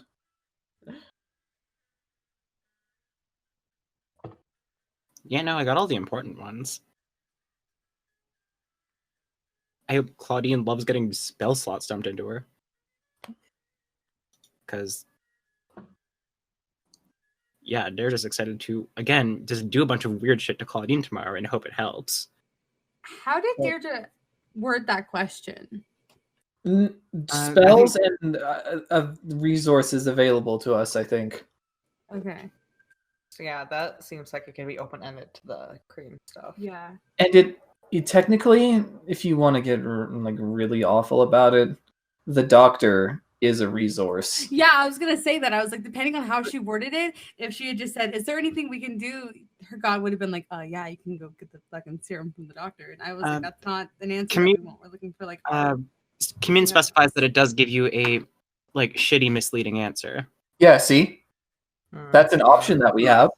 It does, however, confirm that if nothing else works, that will work. So that's good. No, it said it doesn't give you a shitty, misleading answer. Oh. Yeah, it says in a case where a one-word answer could be misleading or contrary to the deity's interests, you can get a short phrase instead. Okay, hold. Okay. Contrary to the deity's interests, god of death, literal Shinigami,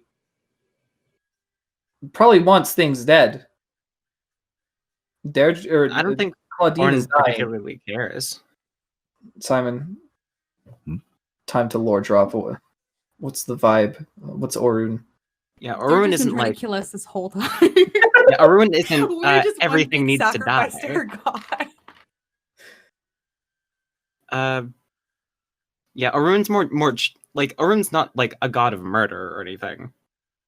Like god of death and the undead, like more transitioner. Think death like the Death Tarot card is how I see it. How it's not like malevolent like that.